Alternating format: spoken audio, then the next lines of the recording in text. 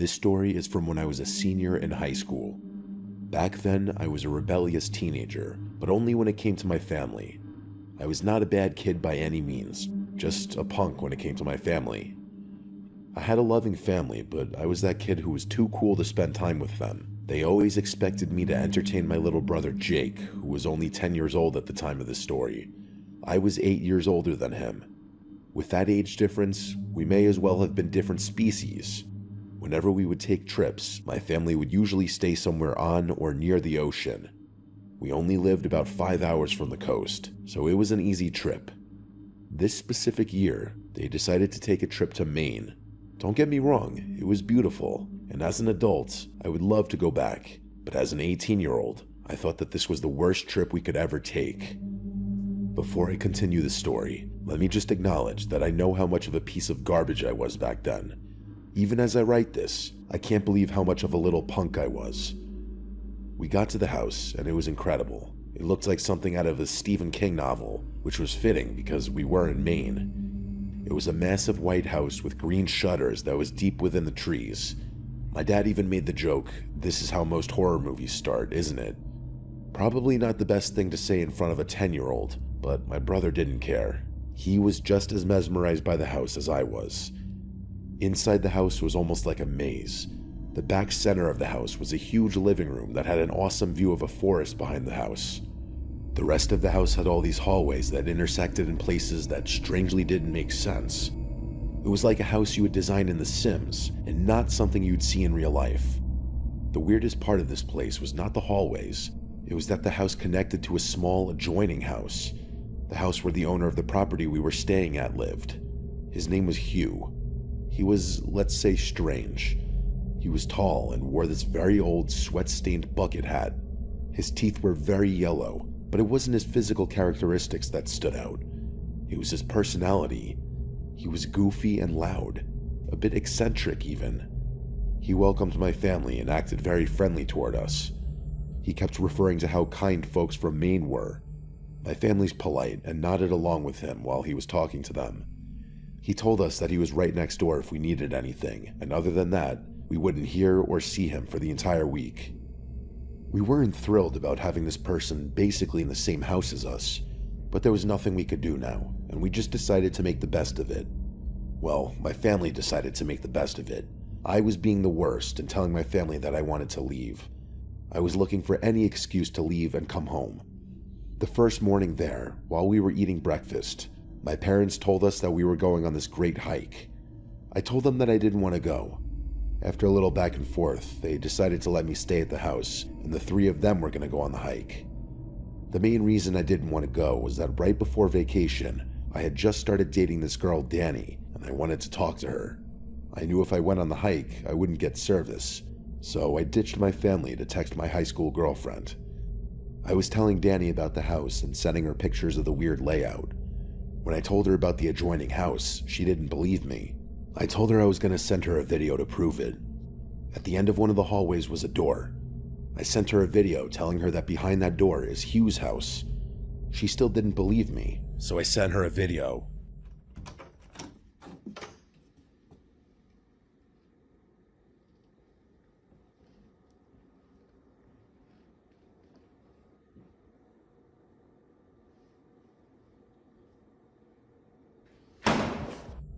I went to open the door, assuming it would be locked, and it wasn't. The worst part of this was that the door to Hugh's was right next to the door to my bedroom. This guy's unlocked door that was right next to where I would be sleeping. I didn't love that. I ended up walking inside Hugh's house while on FaceTime with Danny. It was just a normal little house. The room I was in had a TV and a couch, nothing spectacular. I heard a door shut from somewhere in the house, and I panicked and ran back to our side of the house. A few minutes later, Hugh was knocking at the door. He was still cheerful and goofy and asked why I was recording videos of his house. I tried lying and telling him that I was just lost, but he didn't believe me. He also didn't seem that mad. He told me that he had cameras in his house and he got alerted to one of the doors opening. When he checked it, he had me on video flashing my phone all over the room. I just told him the truth after that, and he laughed. He made some weird comment about how nobody in Maine locks their doors. I laughed awkwardly and said I had to go. He left, and you better believe I locked the door. Maybe people in Maine don't lock their doors, but where I'm from, you lock the doors and check twice. Danny told me that she didn't trust this guy and that I needed to protect myself just in case. I carried a large wooden chair over to the door and basically propped it against the door as a makeshift lock. When my family came back, I told them about the weird interaction with Hugh, but they were more angry with me that I went into his house. They were right, but I still yelled at them anyway. My parents had only been back for maybe 30 or 40 minutes and told me to get ready because we were going out for dinner. Again, I protested and said I wasn't leaving. My parents were still a little upset about the Hugh thing, so they didn't bother fighting with me. They told me that they would bring food home for me. Not long after they were gone, the sun went down. I looked out the windows and it was pitch black, like no light at all. A couple of hours later, I was sitting on the couch texting Danny when I heard a loud crash. I sprang up right away. It sounded like it came from the end of the hall where Hugh's door was locked. I started putting pieces together in my head, and I concluded that the sound very well could have been the sound of the big wooden chair being knocked over. My first thought was that Hugh was trying to get in. I snuck over to the hallway, wanting to catch this creep in the act. It was too dark to see at the end of the hall. I flipped the light switch, and the chair was knocked over, and on the ground next to the chair was a backpack that wasn't mine. I ran to the screened-in front porch, locked the door that led to the inside of the house, and made sure the screen door to the outside was locked. I know it's not exactly a fortress, but it would at least give me time to make a move if I needed to. I sat in the fetal position on the ground under a patio table. I didn't know what to do, and of course, I left my phone in the living room where I was texting Danny. I heard footsteps coming from inside the house. Not erratic movements, just normal walking. I don't know exactly how long had passed, but it was at least several minutes when I saw the headlight of my dad's van pulling in. I got up, ran outside, and told them to stay in the car. My parents were confused because I was speaking incoherently about what happened. That's when Hugh came over, and I just about fell on the ground. He leaned over to my dad and said he needed to talk to him in private. I tried pulling my dad back, but he basically just dismissed me. I could tell by Hugh's body language that something was wrong. He wasn't being gleeful and silly anymore. He looked like he had seen a ghost. My dad shook Hugh's hand, turned to me, and told me to get into the van. He said that we needed to go somewhere quickly. My little brother was confused, and I could tell my dad was freaked out. My dad drove away from the house and to the grocery store parking lot about a mile down the road. Just minutes later, we saw several police cars drive by the parking lot. We all started yelling at my dad to tell us what was going on, and he was honest with us and told us everything. Hugh also heard the loud noise. He got an alert that his camera had been set off. The chair that I was using as a lock must have had enough of an impact on the door when it was knocked over that it registered movement on Hugh's camera. He assumed I was trying to get inside his house again. He thought that maybe I was trying to pull some kind of high school prank. He checked the cameras and didn't see anything. He said he had a gut feeling that something was wrong, so he decided to invade our privacy and check the camera that he had in the hallway of the house we were staying in. It was too dark to see anything until I turned the light on. He still only saw the knocked over chair and the backpack, which he thought could be mine. Just as he was about to turn the camera off, he saw a tall, bald man come out of the bedroom I was staying in. A man he knew wasn't my dad and wasn't me. The man grabbed the backpack and went back into the room. Hugh ran outside immediately to help me and noticed that's right when I had locked the screen door and ducked down. He was smart enough to assume that I probably wouldn't have believed him, and he was right. I wouldn't have. Instead, Hugh hid in the front yard with a clear vantage point of the house, just in case this intruder tried anything. He didn't want to sneak in through the adjoining house and potentially alert the intruder, because he thought that might put me in danger. As soon as my family returned, he told my dad everything, and that's why we ran off. We were only in the parking lot for a few minutes when Hugh called and said that the police chased the man into the woods and they hadn't caught him yet. He told us to remain there and that he would grab all our things and bring them to us.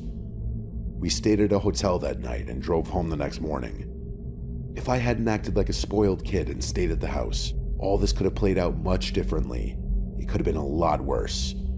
A few months later, my dad reached out to Hugh and asked him if they ever caught the guy. They never did. Even with all Hugh's cameras around the property, they still didn't know how he got in or even what his intentions were. He could have just been a homeless man looking for shelter. At least that's what I told myself back then so I could sleep at night. Sometimes the scariest things that happen to us aren't always face-to-face interactions. Sometimes it's just people hiding in plain sight.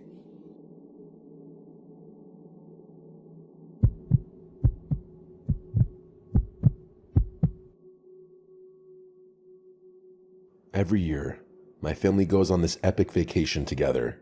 We stay at my aunt and uncle's house that's right on the ocean in West Palm Beach. Their son Will is the same age as me, and we've always been good friends. It's also not just my immediate family. My other aunt and uncle join us and bring their kids as well. Their daughter Teresa is my best friend. We went all through high school together, and because we're the same age, have the same last name, and kind of resemble each other, everybody thought we were twins. We would love these family vacations because we would tell strangers that we were twins. As we got older, Teresa, Will, and I would party like rock stars on these family vacations. We would spend the day on the beach with the family, but at night, Will would take us to bars and clubs.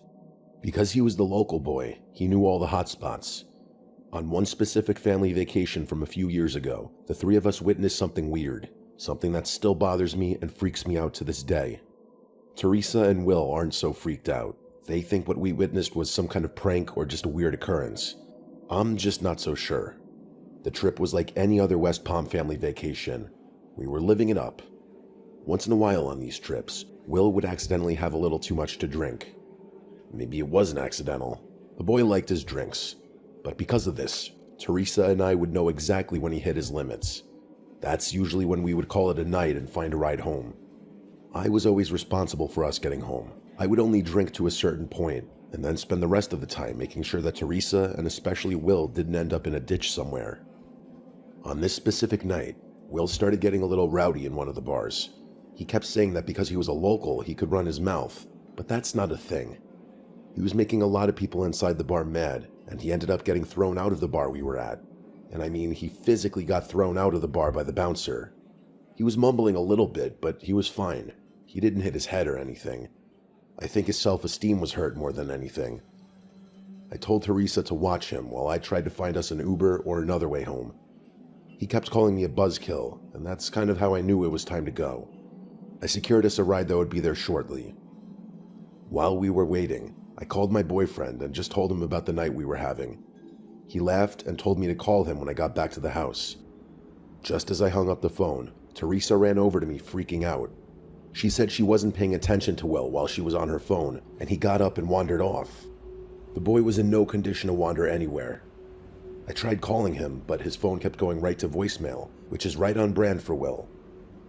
After a few minutes of running around the streets yelling his name, I heard Teresa shout at me that she could see him. Thankfully, it was Will. He was walking in a very crooked line and heading towards the swamp or forest or something. I don't know what you would call it in Florida. I don't know the difference between what qualifies as a forest or a swamp. It was a heavily wooded area with a lot of mud and dirt. I'm going to refer to it in this story as a swamp because I feel like that's more on brand for Florida. Anyway, Teresa grabbed him before we entered the swamp and started giving him a verbal beatdown. Will was laughing and acting like a toddler. As soon as Teresa let go of Will, he sprinted into the swamp. I don't know if it was adrenaline or rage, but without thinking, we sprinted into the woods after him. It only took us a little while to catch up. He was so messed up that he wasn't moving very fast. Using the flashlight from the cell phone, we were able to see just how dirty and gross this area was. Our feet were completely covered in mud. As we started heading out of the thick brush, Will, of all people, told us to shush. We both looked at him like we were going to smash him in the face, and before we could speak, he told us to be quiet again. He ducked down and looked scared. This was a completely different Will than 10 seconds ago. It didn't take us long to realize why Will got down. We heard shouting and screaming coming from somewhere in the swamp. It wasn't just normal screaming, at least to me. It didn't sound that way. It was like screams I've never heard before, and I haven't heard them since. The three of us just stayed quiet and stayed put while the sounds of these screams echoed all around us. We couldn't tell exactly where the screams were coming from, but whoever was screaming sounded like they were in trouble. Then, almost as abruptly as they started, the screams stopped. We didn't move. We stayed put in that muddy swamp for at least another 15 minutes. Then we sprinted out of the swamp as fast as we could and made our way back to one of the streets with the bars. We got a ride home and sobered up real quick. We tried figuring out what we heard so we could make a rational explanation. Anything we came up with wasn't good. Teresa came up with the idea to check out the swamp in the morning. During the day, she said we could safely navigate the area and see if there was anything to be worried about. I know I would never be able to navigate my way back to exactly where we were that night before, but Teresa's good like that. She's like a professional hiker, and she proved that by getting us to the exact spot we were hiding in the night before. All 3 of our indents were still in the dirt from where we were hiding. We all talked for a little bit about what direction we thought the screams came from, even though it was hard to pinpoint because of the way the scream echoed. We all surprisingly agreed on the same general direction. Teresa led the way through the thick brush. This wasn't like a normal path. We were basically walking through bushes and mud puddles. A few minutes later, Teresa gasped. On one of the tree branches was the sleeve of a denim jacket. Just the sleeve. On the ground below the torn sleeve was a bunch of different footprints in the mud, almost like it was a struggle of some kind. I was ready to go back, but Teresa pushed forward a little bit.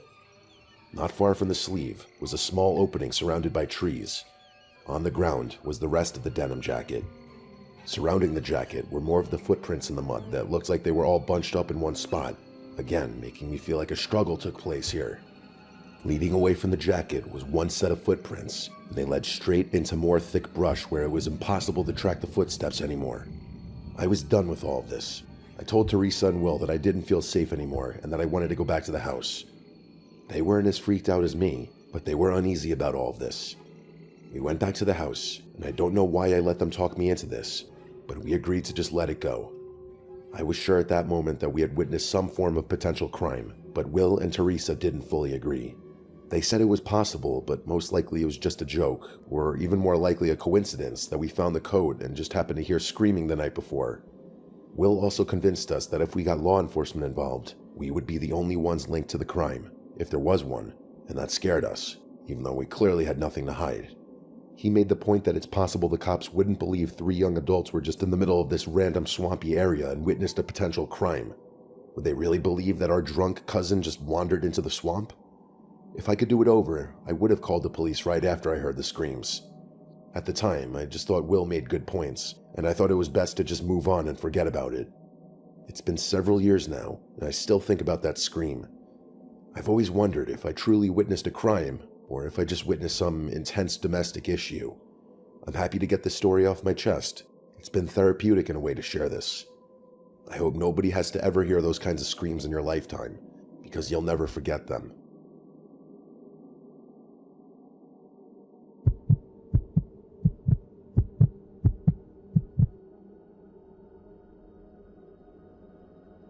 This story I'm about to tell you happened to my girlfriend and I last summer. It was the first time we were able to travel together as a couple, and we were excited about it. She came with me one time on a family vacation, but that's not the same as being alone together, so this felt like a memorable and important next step. The trip ended up being memorable, but not for the right reasons. Not that anyone will ever find out who we are, but just in case, for privacy's sake, I'm gonna refer to my girlfriend as Vanessa in this story. One important detail I need to point out in the very beginning is that Vanessa loves to remind me that I'm way too nice and generous when it comes to meeting people.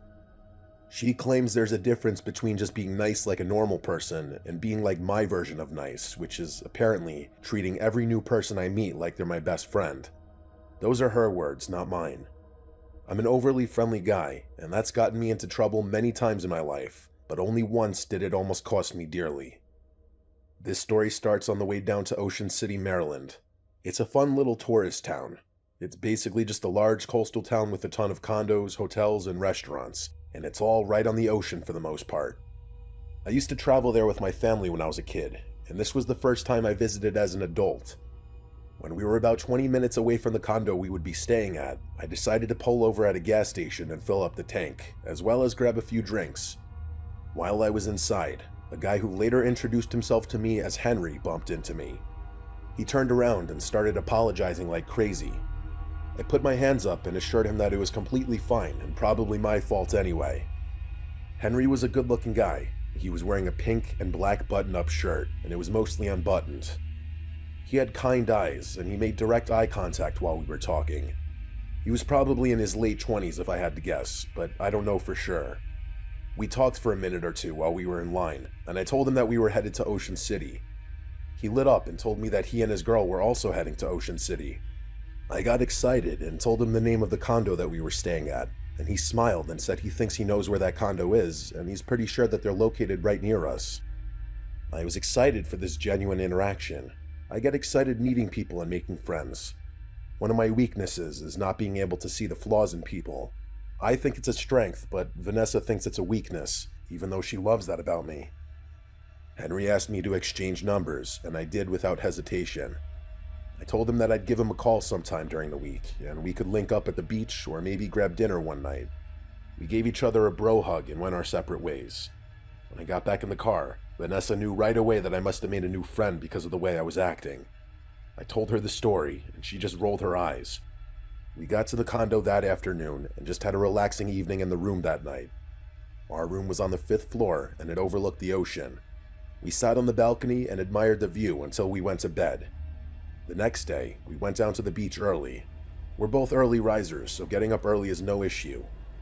We set up our chairs a little after 7 in the morning and drank our coffee on the beach. A few hours later, I heard someone shout my name from behind me. I turned around, and Henry was waving at me with a woman following him. She was not like Henry. He was mirroring a lot of my mannerisms and energy, and she looked miserable. She was pale, most of her face was covered by these huge sunglasses, and the rest was shaded by a huge sun hat. She was also wearing leggings and a button-up long-sleeve shirt. She was also carrying this large tote bag that looked empty. This was a woman who did not like the sun. She didn't say much. Henry introduced her as his woman friend, Sarah, and she just waved and gave an unenthusiastic smile. She was the opposite of the Henry I met the day before. After an awkward introduction, Henry asked if they could join us, and of course, we agreed. The more the merrier was always my motto. They didn't have chairs or beach gear. Henry just plopped himself in the sand while his woman friend stood there. I got up and offered her my chair, and she was hesitant for a second, but then took the seat. While we were sitting there, Henry told us they were staying in the building that was directly next to ours. My mind was blown. I couldn't even believe the odds of that happening. That was a major red flag for Vanessa, but not for me. We hung out for another hour or so, and then went back to the room. Before we left, Henry kept asking if we could all go out tonight for a drink, but I could tell Vanessa didn't want to, so I just told him I'd call him if we decided to go out. When we got back to the room, Vanessa started to tell me about all her concerns. She said that Henry seemed fake and that he was giving her major creep vibes. She also said that Sarah was one of the rudest humans she'd ever met. She complained about the sun the entire time. She also made a great point and said that she doesn't know anyone who comes to a beach town and hates the beach, and then yet goes down to the beach without bringing a chair, a towel, an umbrella, or anything. I told her she made great points and that I wouldn't call Henry the rest of the trip. The last thing I wanted was to ruin Vanessa's vacation. That night, I was sitting on the balcony smoking a cigar, even though that wasn't allowed. It was late, but I'm not sure of the time. I was looking down on the beach, and I swore I could see Sarah down there walking alone. I mean, she had the big tote bag, the big hat, and the same outfit from earlier. I was just too far away to be sure. I went back inside and got ready to call it a night. Vanessa was already in bed. I went to make sure the door was locked, and I thought I could hear someone talking coming from outside the door. This alone wouldn't be concerning, as there are several condos on the floor, but the talking sounded like it was coming from right outside my condo. I tried to listen, but it just sounded like incoherent mumbling. I got close to the door to check it was locked, and before I could grab the doorknob, I noticed it shook, as if someone was trying to open it from the other side. Instead of running or freaking out, I just politely shouted that they had the wrong room. I heard the sound of footsteps running away after I said that. I had just assumed that maybe somebody had mistakenly tried to get into the wrong room. After all, accidents happen. I stayed awake a little longer just to make sure I didn't have another surprise guest. Nobody else came to the door, and I went to sleep. The next day, the same thing happened. Henry and Sarah seemingly came out of nowhere and joined us on the beach. They were wearing the same clothes again. Normally, that wouldn't be weird on the beach if you were wearing a bathing suit or something, but Henry and Sarah were not wearing bathing suits. He was still wearing the same outfit I saw him wearing at the gas station, and she was wearing the same outfit as the day before. We didn't spend a lot of time at the beach on this day. I could tell Vanessa was all done with these two. I politely told Henry that her and I were going to go back to the room for a while and then have a romantic dinner out. I told him that I'd text him if we were down to grab a drink later. He seemed overly excited for some reason and let us go. While we were getting ready to go out, I looked out the balcony and I saw Sarah standing on the ground where the beach meets the patio of the condo building. She wasn't facing the building, she was facing the ocean. It was weird that she was in front of our building and not where they were supposedly staying. But the weirdest thing was that Henry was nowhere to be found. She was by herself. I watched her for a little while, which made me feel like a creep. A few minutes went by, and Henry emerged from what looked like the bottom of our building. I watched him go over to Sarah. He started waving his hands around and then stormed off in the opposite direction from where they were staying. Sarah waited a few seconds and then followed him. That whole interaction felt weird, but who am I to judge? Once Vanessa was ready, we left the condo and went out to eat. While we were out, my phone kept ringing. It was Henry. I didn't answer it. After dinner, we started walking back to the condo since we were only a few blocks away. Henry called again. Vanessa told me to just text him back and tell him we're going to bed so he stops calling. So I texted him and said that we were walking back from dinner and that we were going to bed early. Immediately, my phone started ringing. It was Henry. I didn't answer. He finally sent a message that said, "Hey buddy, let's meet for a drink before you get back. It's too early to go to bed." Vanessa rolled her eyes, and even I was getting annoyed now. I responded with another text that said, "Thanks for the offer, but we're going to bed. We're already about to be at the condo." Then I got the weirdest text of all, a text that may have had some other implications. All it said was, "Don't go to your room yet." We both stopped and contemplated the text while standing in the parking lot of the condo. Henry was strange, but was he capable of something malicious? Vanessa thought so. We got to the room a few minutes later and noticed that the door was slightly open. I know for a fact that I did not leave the door open. Vanessa started to panic and she waited in the hall. I slowly entered the room and was relieved everything looked how we left it, at least at first. Then I started noticing things that weren't how we left them. The balcony door was open, but nobody was out there. In the bedroom, both of our suitcases were completely ransacked, and the only thing missing was a pair of Jordans I brought, Vanessa's bathing suit, and a picture of us that we had printed out and left on the dresser in the bedroom. We called the police and told them that we thought it might be Henry and Sarah who broke into our room, but those were almost for sure fake names. The condo next door had no record of a Henry staying there, and the only Sarah in the building was not that Sarah. When they tried to track the phone, it was no longer in service. The local police told us that it's not something that happens a lot in that town, but occasionally, some people will try to rob tourists. We were just some of the unlucky people who were chosen, I guess.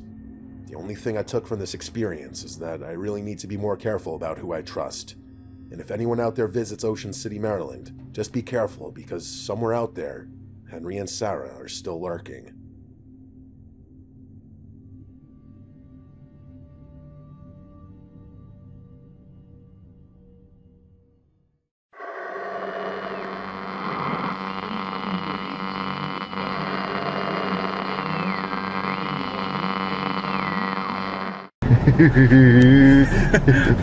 Se jævla mørkt det. Jeg ser jo ikke noen ting. Hva er ikke superlys? Nei, det var ikke det.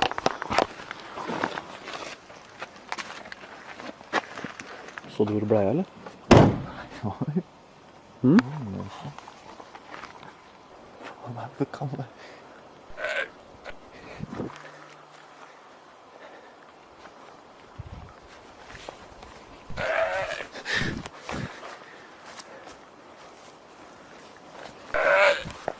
Just det.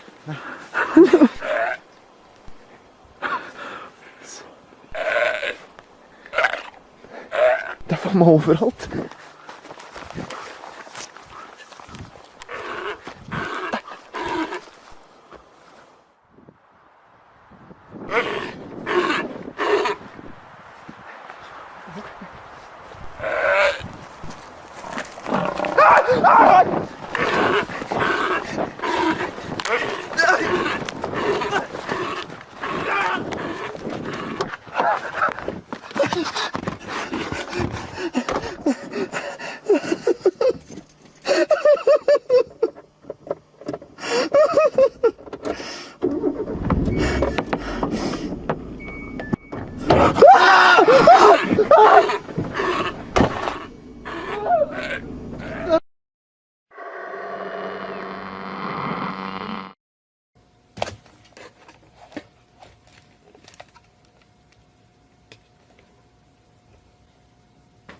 Hi. Yeah, I'm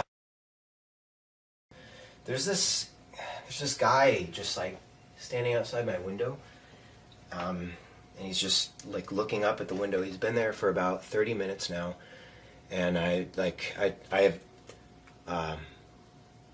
he's male, maybe about, I don't know, maybe about 30, I guess. I can't tell. Yeah. It's in alley. My address is street. Yeah. Yeah, and he's just he's been there for like 30 minutes and I don't know what to do. Yeah, so if you head down alley right off of, you should be able to run right into him. I mean, he's basically right in the middle of the road. Yeah. Okay.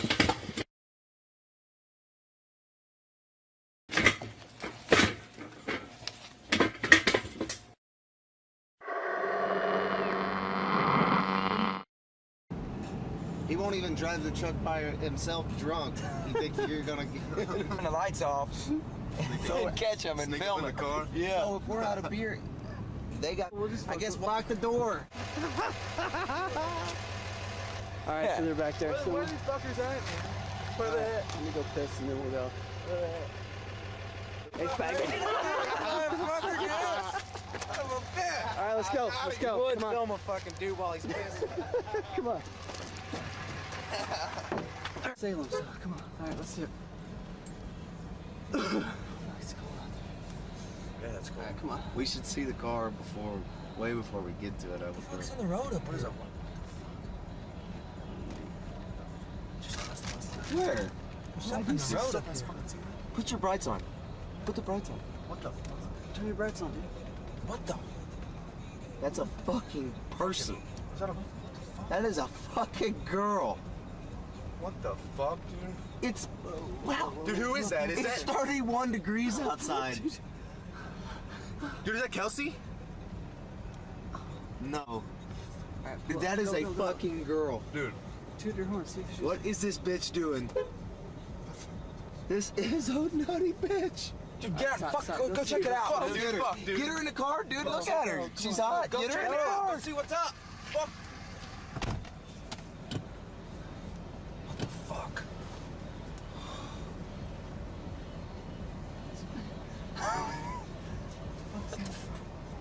What the fuck is he doing? Get the fuck out! Go! Get the fuck out! Go! What? Get What? the fuck out! What? Go! What? Go, dude! Hey, go Get help the that fuck chick out! out, man. What are you doing? No, dude, get the fuck out of here, man! You don't fucking know, man! Get the fuck out! Here, go! Are you fucking retarded? What the fuck? What the fuck? Dude, get out the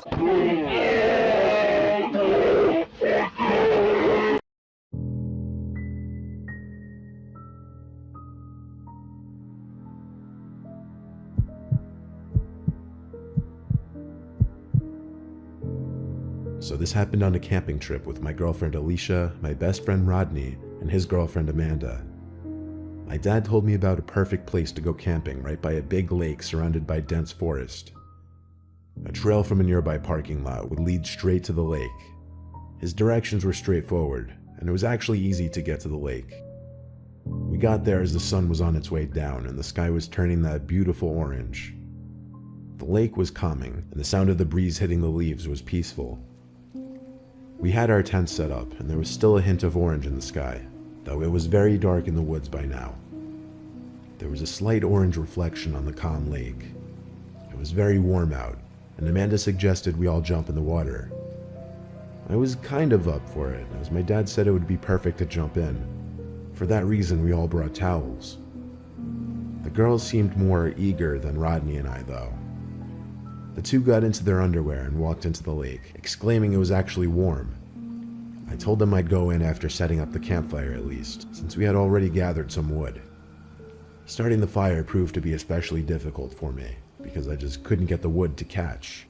I'm not exactly a Boy Scout. Rodney took over, and as I watched him try to start the fire, one of the girls started screaming and flailing around in the lake. Amanda looked just as confused as Rodney and I, Then Alicia went underwater for a few seconds, and Amanda started to scream she's drowning. I took off my shirt and ran as fast as I could into the water. But when I got to where she was, the water was only up to maybe my waist. I saw her arms still flailing out above the water and splashing about, and I pulled her up above the water. I yelled, "What the hell happened?" She didn't answer right away and ran straight for the campsite, seemingly out of breath. Halfway there, she turned and yelled, "Get out of the water." Amanda and I looked at each other and listened. As I began moving out of the lake, I felt something strong grab around my ankle and try pulling me down.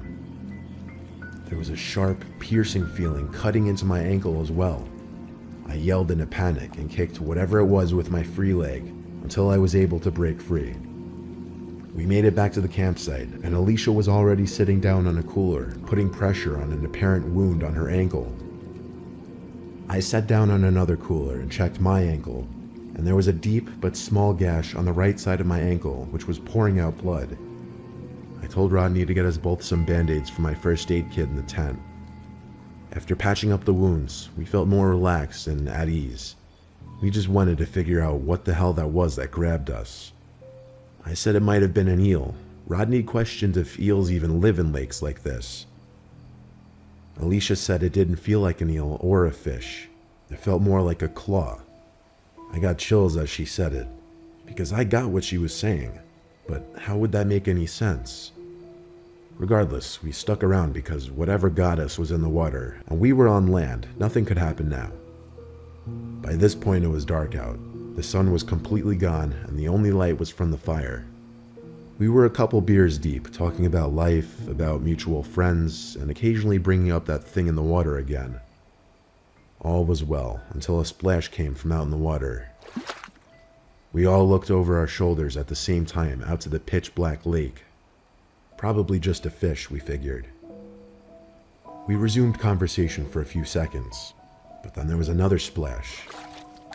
It didn't sound like a little fish jumping out of the water.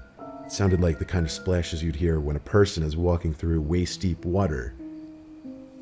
The girls wanted us to go check the lake, so Rodney and I took a couple flashlights and went to the edge of the lake, where we were still hearing noises. With the two lights pointed at the water, we scanned the calm surface of the lake until Rodney stopped me and said, "What is that?" I looked at where his light was pointed. There was this object in the water.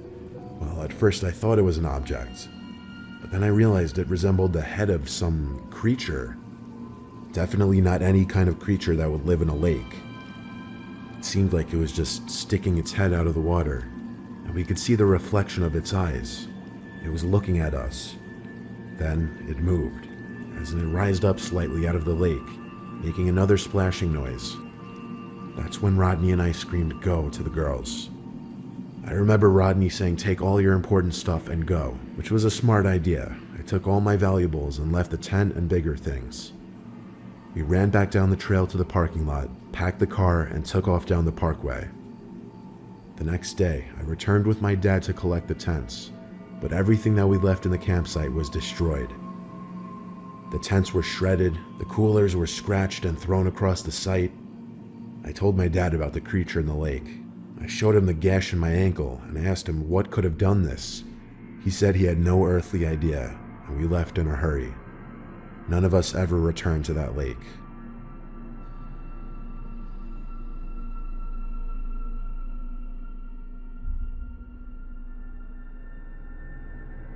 My house sits next to a nature preserve on Long Island, New York. I live alone most of the time, besides when my girlfriend who lives out of state comes to visit. Well, I can't say I live completely alone. I have 2 German shepherds, Tate and Moose. They sleep downstairs by the back door of the house.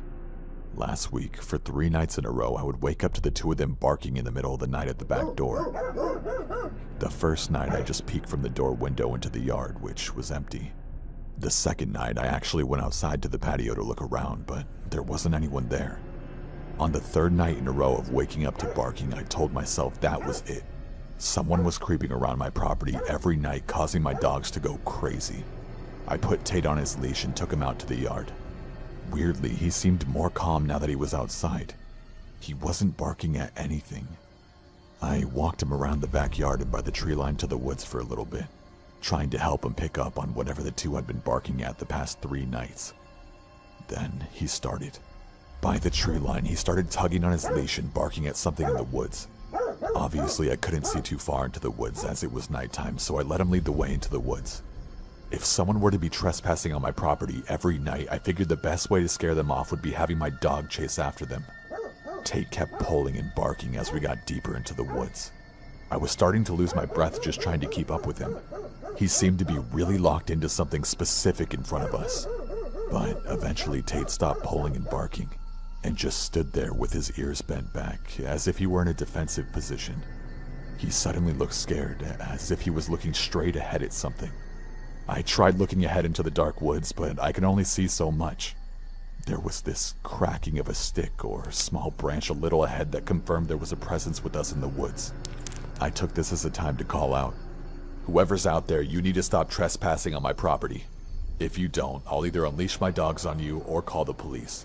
Whichever I feel necessary to do."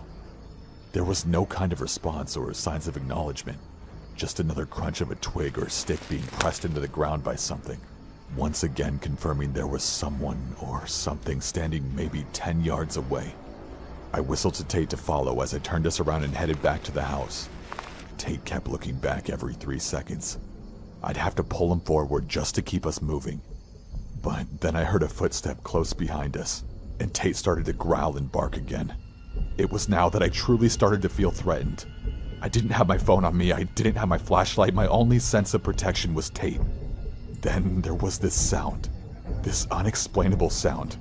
It was this clicking type noise mixed with this humming sound, almost like a giant bug. Tate started going crazy again.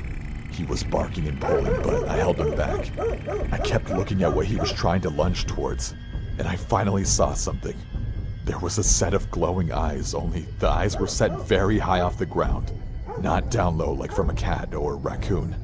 I started to run back towards my house now. I could see the light from my back patio shining through the trees now. I made it through the tree line back to my backyard. I ran Tate to the back door and let him inside. I turned back to the trees at the opposite end of my yard and I just stood there, listening and waiting for anything. A rustle in the bush made me turn my head about 20 degrees to the right. I saw a figure standing in the woods near the tree line. My patio light lit up the outline of the body somewhat. It looked like it had the shape of a humanoid-like figure, but it was crouched down, kind of hiding behind a little bush. It had extremely long-looking arms in comparison to the rest of its body, and on the lower half of its face, all I saw was black, almost resembling a big gaping mouth. I keep saying it because I knew what I was looking at couldn't be human. I went inside, shut all the blinds, and took my dogs upstairs to my room. I reported an unidentified creature in the preserve to the police. I gave my best description on the phone, and the woman on the other end asked me to call back if the person or creature were to actually enter my private property. Basically, calling the police was for my own peace of mind, but they didn't send anyone. I've been having my dog sleep in my room with me since last week, and there have been no further sightings since. I'll update everyone if anything changes.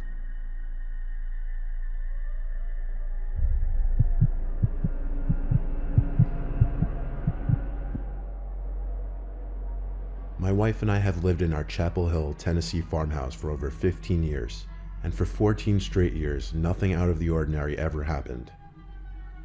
Our kids have all moved out. It's just me and the wife in the house now. February of 2019, bizarre things started happening. I woke up in the night to my wife shaking me. She said she heard a noise outside the window. She wanted me to go check. I simply walked over to the window, lifted it up, and had myself a look outside. It was chilly out there, so I didn't want to be looking outside for long, but the coast was clear. I shut the window and assured my wife it was okay, then crawled back into bed. Before we could even fall asleep again, there was a noise that made both of us sit up, a sharp but quick click at the window. My wife is no scaredy cat, but she grabbed my arm, clearly worried.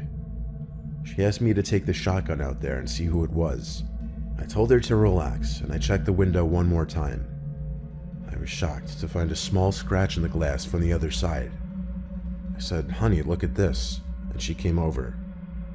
She put her hands over her mouth and said, "Oh my." What did it? We didn't have a clue. Must have been some big animal, I figured. The next morning, I went outside to inspect the outside by the window. There were no footprints in the dirt by the side of the house. Nothing strange at all outside, actually. So we move on to the next night. It was a rainy, warmer night for February. My wife and I tucked in under the sheets again, and once again there was a sound that could be heard over the rain outside. It was this scraping type sound, muffled of course because it was coming from outside. The sound seemed to be moving closer to the window, then it stopped. My wife and I, sitting up again, looked at each other, and she didn't even have to tell me to go outside this time. I took the shotgun from under the bed again, put on my raincoat, and ran outside as fast as my old bones would allow. My wife turned on the light in the bedroom, which gave me enough light to see these huge scrapes in the vinyl siding. They looked exactly like claw marks. Then I looked down into the mud that I was standing in, and noticed these big feet marks that stopped right before the window, and then turned back in the direction of the woods. I analyzed the marks the best I could, even though they were quickly washing away from the rain. These didn't look like marks from boots, shoes, or any animal that I knew of. They looked like these huge footmarks with claws on the ends. We don't have black bears where we live. 15 years here and we've never seen one, so this just made no sense. I suddenly felt unsafe being out there, even with the shotgun, so I hurried back inside. I told my wife there's some big animal out there, and that as long as we stayed inside, we were safe. We don't have blinds on our bedroom windows, as we don't need privacy from anyone. No one comes out on the property anyway. All I could do was tell my wife to go to sleep. The next night was where things really took the turn for the worst. I woke up around 3 a.m. My wife was still asleep. I sat up, thinking I might have heard something. I realized it was chilly in the room. I looked at the window, and it was open, but that wasn't the first thing I noticed. The first thing I noticed was the head, leaning through the open window into our bedroom. My best description of the head? Inhuman. From the size and shape. It was bigger, and this had a more conish shape. As for facial features, it was just too dark to see any, and it all happened too quickly. I let out one big scream, the type of scream I hadn't heard leave my own body in decades. I went under the bed for the shotgun, but by then, the thing at the window was already gone. My wife was screaming in reaction to my scream. I ran to the window to slam it shut and twist the lock. I told my wife we're sleeping in our son's old room that night. Believe it or not, this was almost a year ago now, and that creature, whatever it was, has never returned. But for 3 straight days, that thing kept coming back to our window, and on the 3rd night, it was halfway into our bedroom.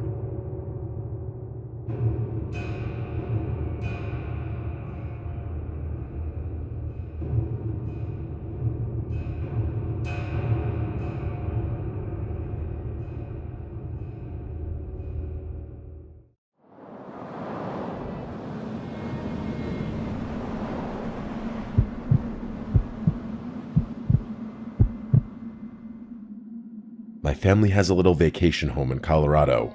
My parents are avid skiers, which was the motivating factor behind that purchase. The home has been in the family since before I was born. It's definitely showing its age in a lot of ways, but it's also like 40 years old. It's not going to look new. My dad's had to do a lot of upkeep on the place over the years. It's still in our family today, and it's really on its way out at this point. My dad talks about knocking it down and putting up a new place, but I don't really get involved in his decision. This story takes place like 15 years ago when I was 8 and my brother was 11. We were up in Colorado during a blizzard. The snowfall was insane, and of course, my brother and I had to go out and play in it. The great thing about going up there when we were kids was the sheer amount of space. The property has a huge opening with woods surrounding in all directions. There's a dead-end road that goes downhill which leads to a few more, almost equally big properties. It's the perfect layout for hide-and-seek or snowball fights or any number of games like that. My brother Josh and I went out in our snow gear to play our snowball fight game with our own little custom rules. Basically, we'd set up 2 forts. We could pick our forts to be anywhere, but we had to tell each other where we were picking. We would then make one giant snowball as the so-called jewel that we'd have to successfully steal from the other base and bring back to ours. Josh chose to make his base on the nearest neighboring property. There was almost never a car, like 9 times out of 10 that we'd go there, so we'd often play games on their property too since they were never there. What we'd do is build little walls to emulate a fort, and then put the big snowball behind the walls. So to get to each other's bases in this game, we could either cut through the woods or take the road up or down to get to the opposite fort. Once Josh ran down the road and disappeared, I was supposed to wait for him to blow the whistle to signal that the game began. I waited for a while, like a long while, over 5 minutes. He had already set up his fort by then, so all he had to do was get back down there and blow the whistle. When it hit around maybe the 10-minute mark is when I decided I probably just couldn't hear the whistle from there, so I started plotting my route. Was it better to go through the woods or down the road? I opted for the road because honestly, going through the woods during a blizzard at 8 years old was a scary thought. I started trudging through the unplowed snow on the ground as flakes of snow blew into my face. With the amount of layers my mom made me put on though, I wasn't cold at all. As I approached the driveway to the neighboring property, I looked through the trees and didn't see Josh over there. With all the brush and trees bare in the winter, it was quite easy to see through the woods.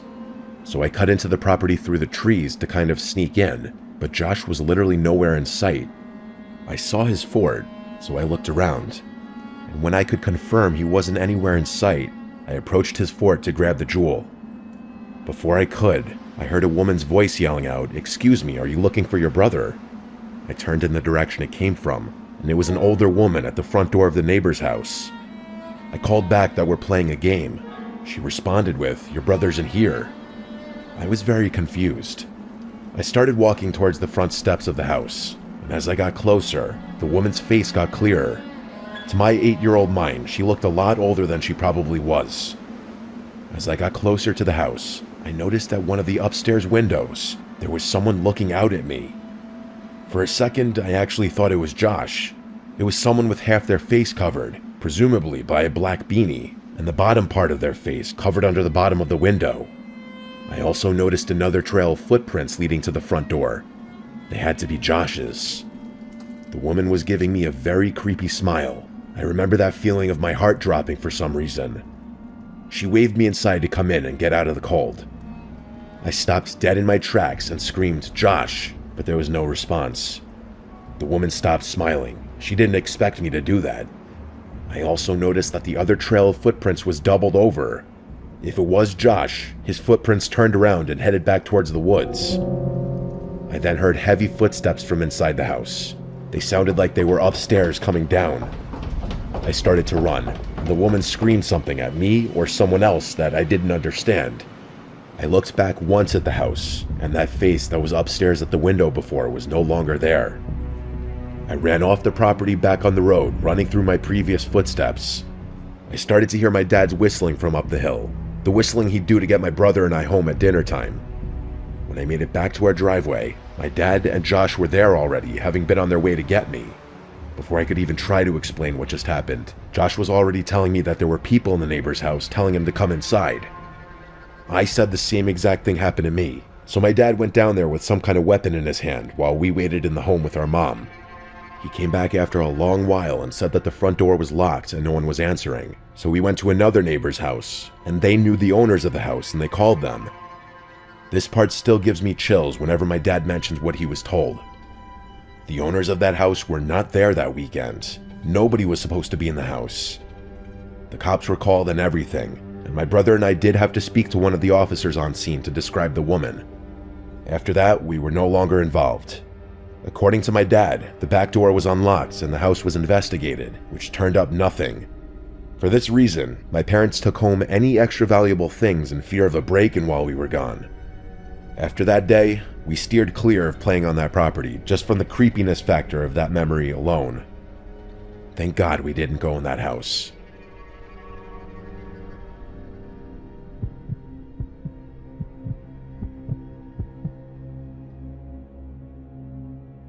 I've been skiing for as long as I've been able to walk. My parents used to ski competitively. That's actually how they met. So it was really important to them that my siblings and I learned as early as possible. Fast forward about 20 odd years, and that's how old I am now. This story happened to me a few winters ago when I was 21 years old. I was a senior in college. Everyone knows the best skiing accessible to the Northeast is Vermont. It was going to be a trip like any other. It was me, Jaden, Rylan, and Amir. I can't remember for the life of me what mountain we were skiing that trip, as Jaden had booked the whole thing and Rylan was driving. What I do remember was that it was massive, with like 7 ski lifts covering all the different peaks. If I had to guess, it was Killington. We skied nearly 2 full days, and I'm sure there were still trails we missed. That's how big it was. It was the second day. After skiing the day before, we had a pretty good grasp on the trails we enjoyed, so this day would mostly be about testing ourselves and pushing the limits, as per tradition. I'd also be lying if I said we didn't have a handful of fireball shooters to liven things up. We were having an extremely enjoyable trip. The double blacks never got boring, and racing down each slope was its own little game. We had maybe an hour left until the lifts closed. We were all exhausted, but we knew as soon as we hit the road to head home, we'd instantly miss the mountain again. We were contemplating how we would end the trip at the top of the lift, when 2 girls without their helmets made their way over to us. Now this might sound a little odd to some people, but I wouldn't be doing this story justice if I left out this detail. The girls, one brunette and one blonde, were drop-dead gorgeous, and I don't say that in any type of strange way. They were just objectively 2 of the most beautiful women I'd ever seen in person. It was disarming. They introduced themselves as Taylor and Devin, and we started making small talk. They basically told us that they were bored because the mountain was full of older folk, which was actually something I had remarked to my friends about the day before, so it made sense why they approached us. A group of young guys that seemed around their age. Devin seemed like a really seasoned skier, as she kept asking Amir all these technical questions about his skis. Him and Rylan actually own their own expensive skis as opposed to renting like Jaden and I always did, which the girls seemed to be impressed with. Taylor made a comment about our shooters, and we jokingly told them that the alcohol unlocked our true ski potential or something dumb like that, which they found funny. To our surprise, Devin pulled out an unmarked bottle and taunted us, calling us bitches for sticking to a drink as tame as Fireball. The 4 of us welcomed the challenge and happily swigged some of their bottle, which I could tell sent Rylan a little over the edge. He tends to drink more than he could handle, so this wasn't too surprising. I made a note not to drink too much because something about this whole situation just rubbed me the wrong way. I still had trouble believing that these 2 girls would want anything to do with some dumb kids like us, especially since we were all wearing helmets and our faces weren't exactly visible. Things were going really well though. Amir was being his usual overly flirtatious self, but Taylor seemed like she was into it, so I didn't complain. I figured we were just going to spend the remainder of our time on the slope with these girls, which I didn't really mind too much. Hell, maybe they knew something we could do after the slopes closed. Just then, Devin asked us if we had skied down a trail called Devil's Forest, a name which I definitely didn't recognize. Our other friend Chase would have had the trail map memorized as he's literally a walking GPS, but he wasn't with us. We told them we hadn't, and they explained that it was a glade trail that's a little obscure and rarely open. For those who don't know, glades are basically trails that extend in between trees so that you're skiing through a forest. We actually enjoyed skiing glades more than anything else, so this Devil's Forest trail piqued our interest. We told them we were game, and they motioned for us to follow them. We reached a choke point on our skis, and they told us to take them off because we had to walk slightly uphill for a short while. I could tell we were in a relatively desolate part of the mountain, as the snow was perfectly fresh and there was no one around. The thought of an adventure was kind of invigorating though, so I thought nothing of it. Drunk and curious, we clipped our skis off and followed the girls up the mountain. Amir and Rylan ran ahead, presumably to flirt some more with them, and Jaden and I hung back a little bit to give them some space. As we followed, I could tell Jaden looked a little wary, so I asked him what was on his mind. I like to think of us as the rational, level-headed ones in the group. Amir was too unpredictable and impulsive, and Rylan would follow a girl if she led him off a cliff. Jaden said that it was weird that this supposed trail would be inaccessible from a ski lift, which I agreed with. I had never had to walk uphill to reach a trail before. We agreed to just keep a keen eye on things. What could 2 girls do to a group of 4 big guys anyway? They led us into the forest, and the terrain finally started leveling out. Jaden and I caught up with the group, and it was apparent that Rylan and Amir had both made considerable progress. Rylan had his arm around Devin, who was smiling and laughing. They pointed in the same direction we had been traveling, which had all of a sudden become a downward slope. I sighed, knowing this was another instance where we could have used Chase's help. He would have known exactly where we were and where this trail would have led. Jaden was still skeptical and asked the girls if they were sure that this was a real trail. They responded yes and told us that it would also take us right back to the lifts. Before I could say anything, Devin pulled the bottle out again and told us we had to finish it. Amir and Rylan happily took some hefty swigs, but when the bottle got around to Jaden, he said he was drunk enough. As soon as he spoke, I could have sworn Devin's smile became a really angry scowl for a split second, but by the time I blinked, she was smiling again. I must have been the only one to notice because I looked around at my friends and their expressions were all normal. She put on a seductive smile and batted her eyes at Jaden, asking him nicely. He reluctantly grabbed the bottle, if just to shut her up. By the time it got to me, I put the bottle up to my mouth but didn't actually drink. Everything about this encounter was triggering alarm bells suddenly in my head. I handed the bottle back to Devin, who put it away.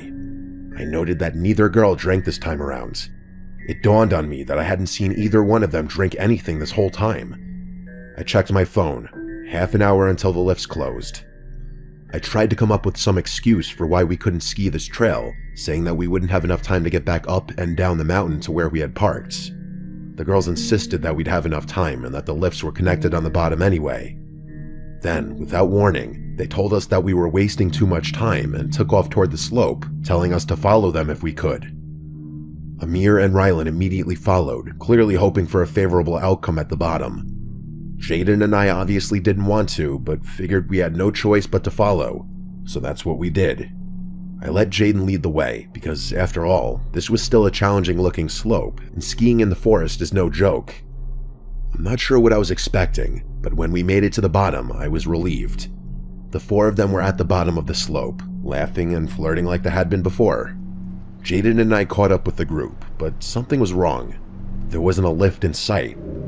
We were still surrounded by forest on all sides. I sternly asked the girls where the lift was, and they told me to stop worrying and that it was close by. Then they said they'd take us there in a few minutes. I relaxed a little, assuming that I was worried this whole time about nothing. As I was rubbing my eyes, I heard a distinct thump in the snow. I opened them to see Rylan, who was literally passed out on his back in the snow. The girls laughed, calling him a lightweight, but I could tell it was more serious than that. Before I could even react, Amir slumped over too. I started freaking out, and I rushed over to them, unclipping my skis. I thanked my lucky stars that they seemed to be breathing normally, but I was beyond horrified. Jaden took a step towards the girls, asking them what the hell was going on. They seemed genuinely shocked, saying they have no idea what was wrong. Jaden took another step before he too passed out in the snow. I stared in shock, still trying to wrap my head around the gravity of the situation. I just couldn't fathom that this was happening to us. My head started spinning, and I was sure that I was next. The girls had stopped pretending by now, and they looked at me like they were waiting for me to pass out. I felt myself getting dizzy, so I sat down in the snow, even though I wanted to stay on my feet. I demanded to know what they had given us. They didn't respond or even move for that matter. I yelled at them over and over again, but they still didn't react. I wanted to get up, but I quite literally couldn't stand. I didn't pass out though. I kept my eyes open the whole time. Eventually, Taylor turned to Devin and said something along the lines of he must have not drank enough. She looked more pissed off than anything. Devin cursed before telling Taylor that they had to go. I was still frozen. After unclipping their skis, I watched them take Amir and Rylan's skis before trudging off into the woods. I had to do something, but my body still felt numb. I couldn't just let them walk off with my friend's skis. I knew they wouldn't be able to move that fast, carrying 2 sets of skis each, especially through the snow. Another few minutes passed, and I started to regain control of my body. I stumbled after their tracks in the snow, but it was actually freakish how far they'd gotten, even with all that added weight. Eventually, I turned a bend and saw them in the distance, way ahead of me. I figured as long as I kept them in sight, I'd be able to track them down. I followed for a couple minutes, and that's when things got crazy. The forest gave way to a clearing, which I could see turned into a road. We must have literally been on the opposite side of the ski mountain, which made sense looking back. That's when I noticed the van parked in the distance. I stopped in my tracks at the edge of the woods. The side of the van opened, and 4 big-looking dudes stepped out to intercept the girls. The girls motioned for the guys to get back in the van, and one of them turned and pointed directly at me. That's when I realized I was in too deep, and also felt like an idiot for leaving my helpless friends unconscious in the woods. The guys from inside the van seemed to be debating whether or not they should leave or chase me, and I wasn't waiting another second. I started wobbling back the way I came, knowing I'd be able to find my friends on the account of the tracks I left behind in the snow. I found them, still passed out. I figured Jaden had had the least to drink, so I tried shaking him awake first. After a couple of handfuls of snow to the face, he was awake enough to talk. I told him what had happened, still in shock. We tried waking Amir and Rylan up, but had no luck. Jaden and I figured we had no better option than praying those guys didn't decide to track us down, but they never came. I might not be telling this story if they had. We waited about an hour for our friends to wake up, and when they finally did, we told them everything. We had a million questions. Who were those girls? Who were those other guys? What were they going to do to us? It was chilling imagining what could have happened had I not been quick enough to pretend to drink. Best case scenario was that we would have just woken up robbed, but even that would have been horrible. Something tells me that no one would go to those extremes just to rob some broke college-looking kids. Besides, who really keeps valuables on them when skiing? I guess Amir and Rylan's expensive skis were worth stealing, but it still felt like overkill. Plus, how would they have even known that we had expensive skis with us as opposed to renting? Things didn't make sense. Finding the car was hell. Reporting it to the police was hell. The drive back home was hell. The people running the mountain swore they'd identify those people, but we obviously had to get back on the road and couldn't verify that. The police took it a little more seriously and told us we'd be updated should anything come up. I think it even made local news, but it's been years now, and they obviously never found everything. To this day, we have no idea what kind of roofie they even gave us. Nothing online described anything that was so effective so quickly, especially in a moderately small amount. Our best guess was that the substance was a mix of drugs, which makes sense because all my friends were feeling kind of woozy after they woke up. Those girls and whoever else was behind the whole thing were some sick people. I can only hope it was just an elaborate robbery and nothing more sinister.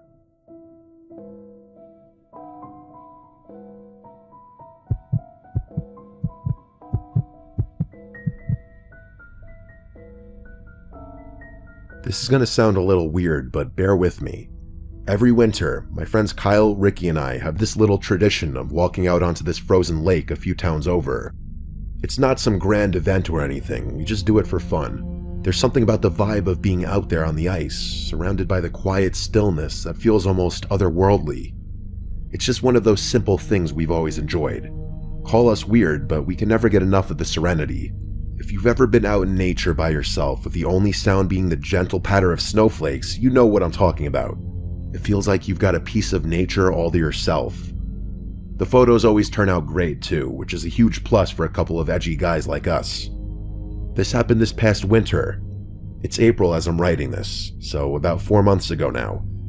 I know what you're probably thinking, but don't worry, none of us fell through the ice. That's not what this story is about. It was snowing pretty heavily that night, which was the main reason we decided to go. It had been consistently below freezing for a couple of weeks too, so we were relatively confident the lake was completely frozen over. I'd personally take winter over summer any day of the week. I bet all my friends would agree. There are about a million reasons why, but one of them is as simple as the snowfall itself. First of all, it's just pretty.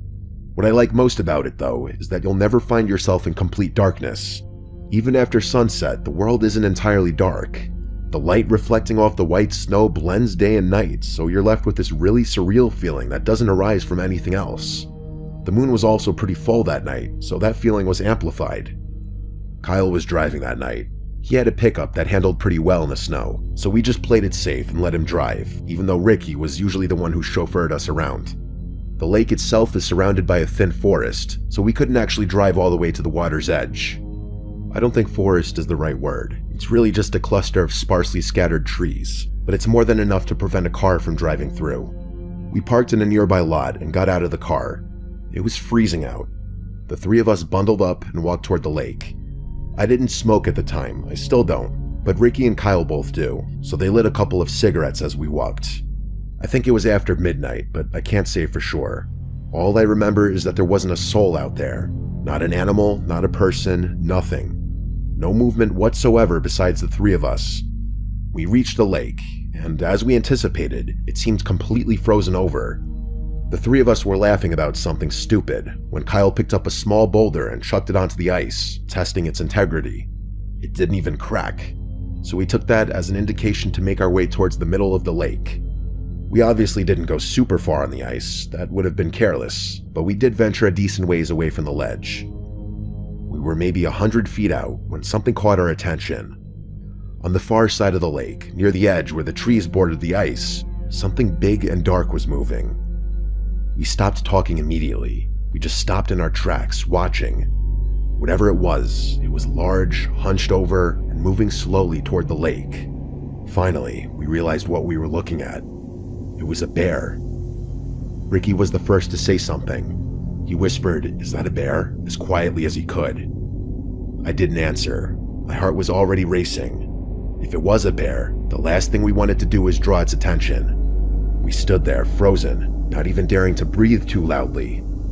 But then, as the figure moved closer, something felt off. The way it walked wasn't quite right. Too upright. Too human. It also looked like there was something dragging behind it. Nothing about it made sense. It was one of the most bizarre things I'd ever seen. And that's when it straightened up completely, and we realized the truth all at once. It wasn't a bear. It was a person. A person wearing some kind of bear suit. Kyle said, "What the hell," in a low voice, and I was thinking the same exact thing. I know it doesn't sound scary in a generic sense, but if you had been there, you would have been terrified too. I tried to respond, but the words wouldn't come. I don't know if I was more afraid or confused, but something told me to stay quiet. The figure kept moving toward the ice, dragging something behind him. At first, it was hard to tell what it was. The snow blurred the details, but as he got closer, I realized he was holding a rope that was attached to the thing he was dragging, and a few moments later, we could see it more clearly. It was a small black bag. It looked like a smaller sized garbage bag, if they even made those. Either way, it was chilling. We stood there, unsure of what to do. My mind was screaming at me to turn around and leave, but my body felt paralyzed. I couldn't move. I don't think Ricky and Kyle were too keen on turning around and leaving either, because neither one of them flinched. I probably wouldn't have left right then, even if I hadn't been so scared. I needed to know what that person was doing. And then, as if the situation couldn't get any stranger, the man unzipped and stepped out of the bear suit.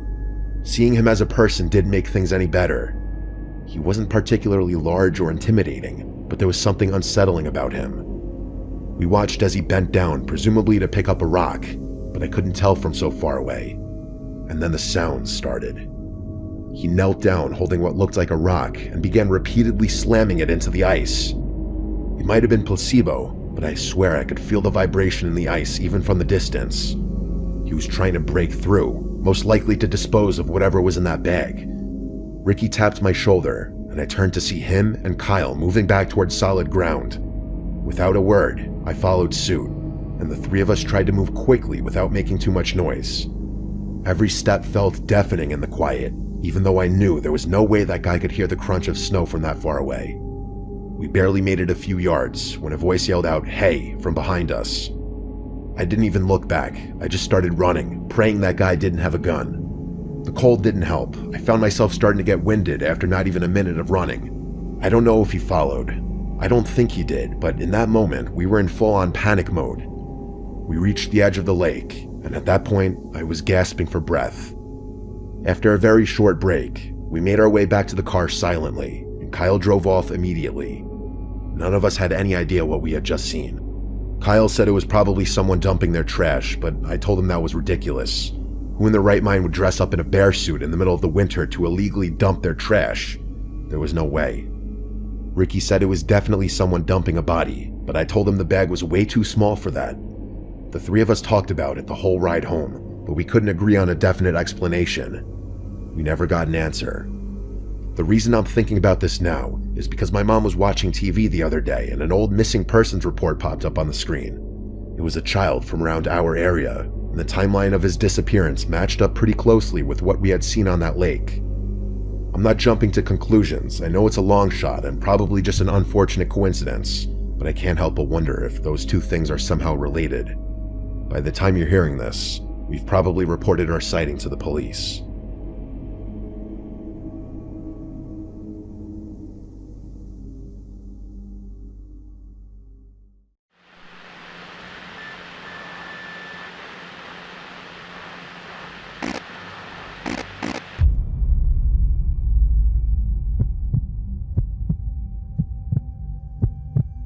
I'll be the first to admit that I'm one of the most skeptical people I know.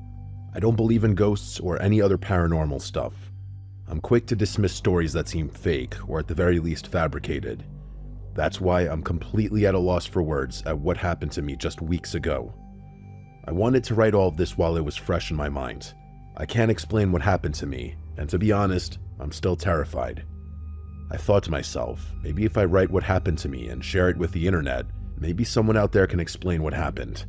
Well, hopefully somebody out there can explain. My friend Steve and his wife were going out of town for the weekend for their anniversary. The two of them don't travel alone a lot because they have 2 children and a dog. I know for some people that's a first world problem, and you're correct, but Steve isn't struggling financially.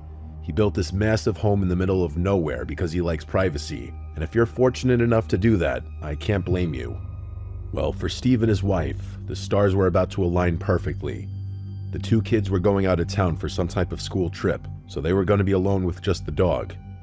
When Steve told me all of this, I insisted on going over and watching the dog for the weekend so he and his wife could go on a romantic weekend getaway. He agreed, and the plan was set in stone. I would be watching his beautiful golden retriever for the weekend.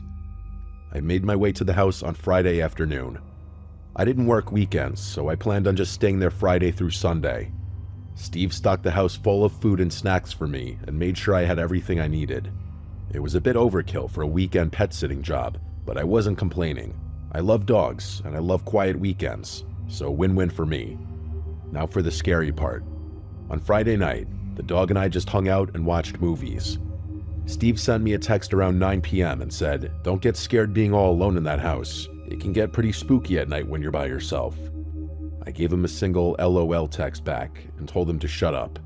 As I said before, I'm a very skeptical person. I don't get scared of empty houses or being alone in the middle of nowhere. I'm well aware that anything can happen, so I just don't get scared easily. I slept in the spare bedroom, and Steve's dog came with me. We went to bed around 1 a.m. At 3:21 in the morning, I woke up to the sound of the dog barking downstairs. It was that loud and vicious barking. I won't lie, that actually did scare me. But more of the surprise scare, not that scared out of my skin kind of scare. I made my way downstairs, and the entire time, the dog never stopped barking. I finally found the dog in the kitchen barking at the door that led to the basement. All the hair on his back was standing straight up, and the dog looked incredibly spooked by something. I was calling his name and trying to calm him down, but he just wouldn't stop barking. I grabbed the doorknob, and this sent the dog into a spiral. He was now running back and forth barking and just going insane. Of course, my first thought was maybe some kind of intruder in the basement. Possible, but unlikely. Steve has all that super fancy security equipment, so breaking in is not something that's easy. I grabbed a big knife from the kitchen and opened the door. The dog ran to the doorway but didn't go down into the basement. He just stood at the frame and growled, his hair still sticking straight up. I turned the light on and descended the stairs. I started yelling a bunch of stuff, pretending to be a lot tougher than I am, but I heard or saw nothing down there. I tried calling the dog down into the basement, but he wasn't moving. I even went as far as to look all around the basement to give my mind some peace. It's a finished basement, so I looked in closets in every corner, behind furniture, and even in the bathroom that's down there. No intruder and no evil ghosts. The only thing I did notice was how unreasonably cold it was down there. I know it's a basement, but I've been down there a million times and it's not that cold. Even in the dead of winter, it's never that cold. At the end of the day, a cold basement is no reason to freak out and run away. I spent the rest of the night in the living room. It took a while, but the dog finally calmed down and we both fell asleep again. The next day, the dog was completely fine. We played outside for a while, and I just spent most of the day listening to music and watching movies. I went down in the basement at one point during the day, and the temperature was completely normal. It felt like the rest of the house. I didn't really spend much time giving it thought, and just went about the rest of the day. That night, I decided to stay on the couch, just in case the dog had another basement door incident. I wanted to stay up later, but I ended up falling asleep while watching a movie. Once again, at almost the exact same time, I woke up to the dog throwing a fit and barking like the house was on fire or something. I stormed into the kitchen, and again, I tried getting the dog to stop barking, but he wouldn't listen for the second night in a row. But this night was different. I didn't think it was possible, but the dog was even more erratic that night than he was on the previous night. I knew nothing was down there, so I told him repeatedly that it was okay. It was like I wasn't even there. When I grabbed the doorknob this time, instead of continuing to bark, he started to cry and whimper. It was the strangest thing. I let go of the knob, and when I tried to console the dog, he started barking again. I was annoyed and confused. One last time, I grabbed the knob and went downstairs. Again, the dog started to cry and still wouldn't follow me into the basement. This time was different. It was still cold down there, just like the previous night, but this time it stunk so badly. I don't know how to describe the smell other than just bad, but perhaps the weirdest thing was that some of the pictures he had on the wall of his family were knocked over, and the bar stools down there were also knocked to the ground. Other than that, nothing else was misplaced or destroyed. I picked up the bar stools and also the pictures and just set them on the bar. The smell was so overbearing that I didn't even want to be down there anymore. I went back upstairs, and for the first 30 minutes or so, the dog continued to bark, and I tried to figure out what could be the reason for the smell. When the dog finally calmed down, I gave him a treat and we both fell asleep. When I woke up in the morning, I went into the basement to try to get to the bottom of the smell, but the smell was gone, not even a lingering odor. Also, the dog followed me down, and he was happy as can be. For 2 nights, that dog refused to come into the basement with me, but today, he went down there without a care in the world. I was completely stumped. I had no clue what had happened the previous 2 nights. Steve got home around 1 in the morning, and as you may expect, his dog was jumping for joy. His wife took the dog outside, and I started catching up with Steve for a bit. He asked how everything was, and I told him that, for the most part, everything was great. He gave me a confused look when I said for the most part, so I explained in detail what happened over the weekend. I totally expected him to laugh and assume I was playing a joke on him, but he didn't laugh. He didn't even smile. He just stood there. He finally looked down and told me that, occasionally, when the dog was a puppy, he would have these barking fits and just go crazy barking at that door. Apparently, he hadn't done it in years, so Steve forgot about it. They never knew the reason, but then one night, he just stopped doing it.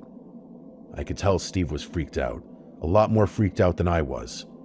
We talked about it for a little longer, but ultimately, I kept telling Steve not to worry, and it's probably nothing. It's been 2 weeks, and I have not been able to stop thinking about it. Steve told me that since they've been home, the dog has been completely normal and has had no basement door episodes. I've tried looking into it myself, but I haven't found anything that could logically explain what happened. Just when I think I may have found something that sort of explains what happened, once I add everything up, it doesn't make sense. So what's the deal? Can someone out there explain to me why that dog was acting this way?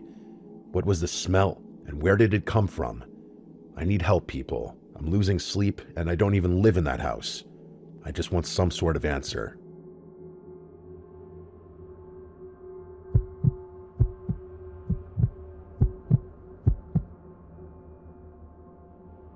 I don't know if this is considered your typical scary story, but it's definitely freaky and very unnerving. The more time that's gone by, the scarier it becomes for me. I'd love to share it and see what people think. It was a few years ago now. I had just broken up with my boyfriend and moved into this cute little apartment.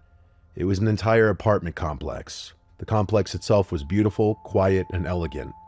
I quickly made friends with neighbors and several of the other tenants. It was just a nice and friendly little community. A few months into my lease, I thought I heard the sound of running coming from the hallway one night when I was getting ready for bed. I looked out the peephole of the door, but didn't see anything. There weren't any kids in my building, so I couldn't imagine who would be running at that hour. But strange things happen, so I didn't question. The next few nights, I heard the sound again. I didn't get up and look because it just didn't seem that important to me at the time. It's worth noting that my apartment is on the ground level, and my windows face a beautiful courtyard. The door to the apartment is still inside the building, and you need a key to get into the building.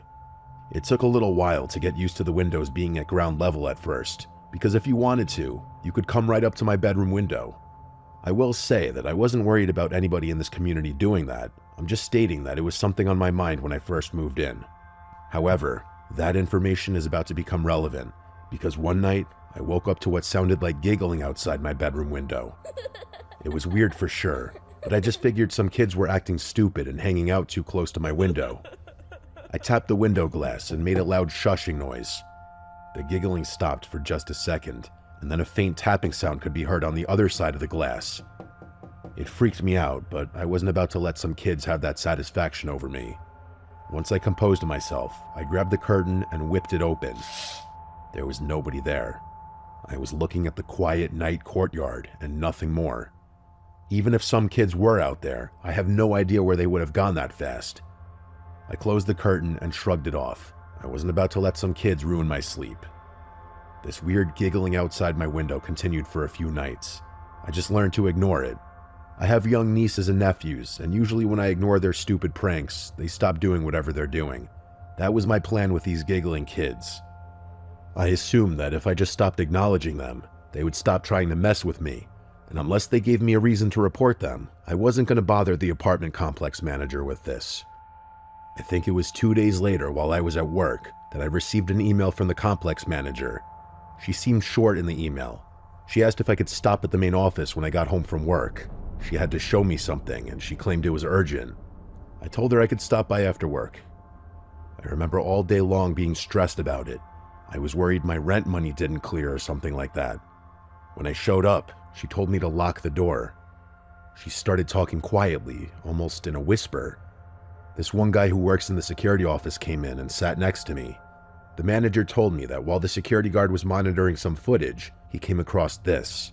She showed me security camera footage of the hallway where my apartment is located. Around 2 in the morning, 2 small hooded figures approached my door. They looked about the size of children who were maybe around 10 or 12. They were just standing there in the grainy footage. It looked like they were standing about an inch away from the door. The scariest part of this was that when she fast-forwarded the footage, they didn't move at all.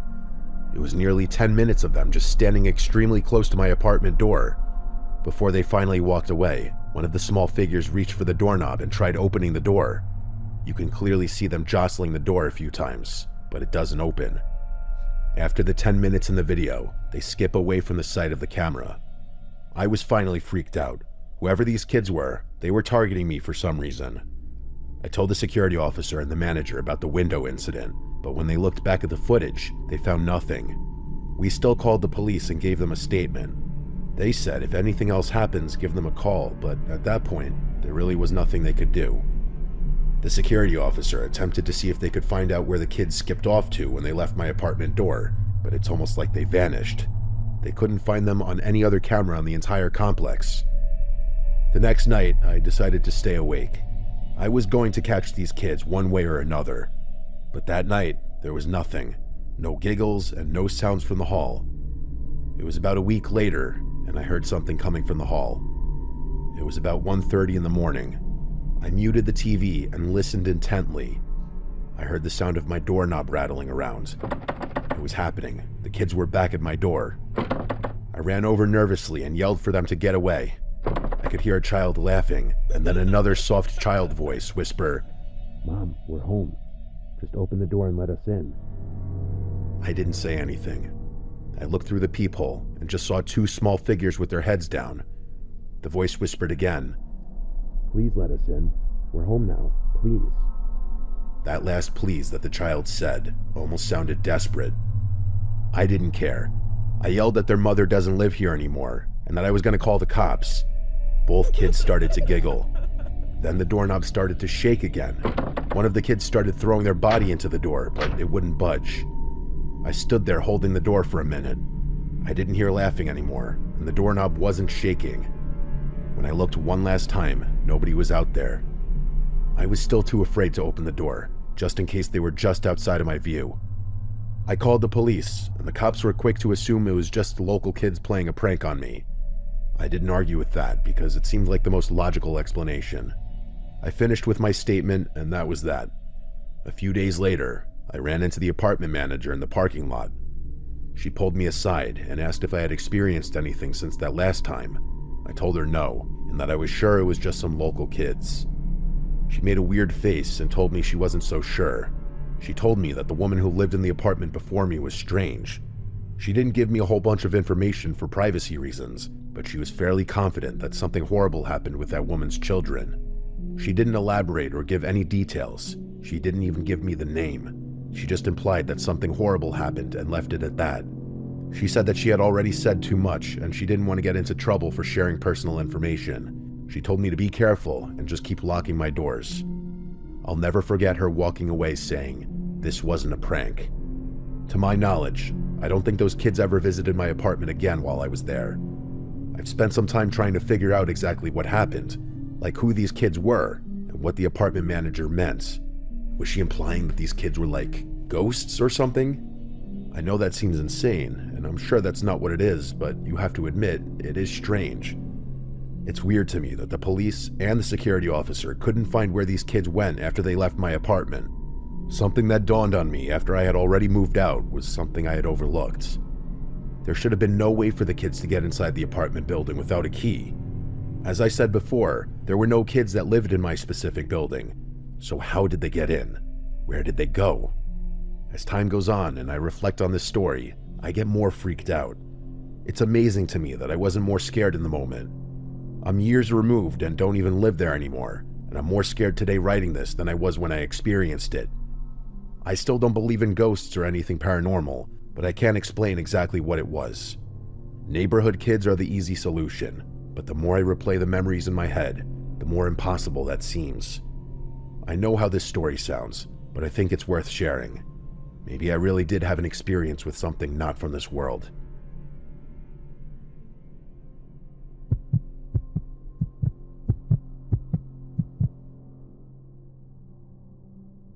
This story I'm about to share happened to me around 10 years ago. It's without a doubt one of the most terrifying things that's ever happened to me. I recently stopped telling people this story because most of the time people tell me I'm lying or making it up. It was my wife who pushed me to write this down and share it. She said maybe somebody out there has gone through a similar experience, so here it is. Back then, I worked at a dead-end job. Just like most of us, it was a way to make ends meet. The mundane drag of retail work was beginning to drain the life from me. One afternoon, when I was leaving work, I noticed something neon pink hanging from my car door handle. It was a sticky note with a friendly message written. It simply said, "You're special, and I hope you have an amazing day." It also had a smiley face sticker attached to the note. I thought it was nice and it made me smile. Other than that, I didn't give it another thought at that moment. The next few days, when I left work, I would have a message attached to a note in the same spot. I know some people have told me that it's creepy and weird, but I liked the attention. At that point in my life, I wasn't getting attention very often, so it was nice to be seen. After 3 or 4 friendly messages, I decided I was going to leave a message on my door this time. When I parked for work that morning, I grabbed my own sticky notes and wrote a message. I kept things friendly, while also walking that line of being a little flirtatious. When I left work that afternoon, I was happy to find another note. The flirt worked because this person started flirting right back. I didn't know if this was a joke or if it was serious, but either way, I kept the charade going for a few days. The shift before I had a day off, I left a note saying something along the lines of, "Don't miss me too much on my day off." When I left work, I had a sticky note that just had a sad face drawn on it. This is where I thought the game would end for good. Somebody was having fun with me, I gave in, and now that I was going to be off, I figured it would just fizzle out. I couldn't have been more wrong. When I woke up the next day, I did some stuff around the house. It was late morning when I went outside for the first time. I noticed something neon pink on the car door again. I couldn't believe my eyes. I tentatively approached the note. It said, "You look cute when you're sleeping."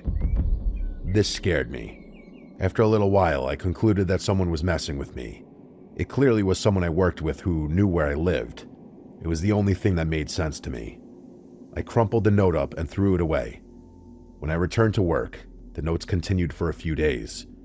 They started friendly, but by the third day of my not responding anymore, they started to get mean.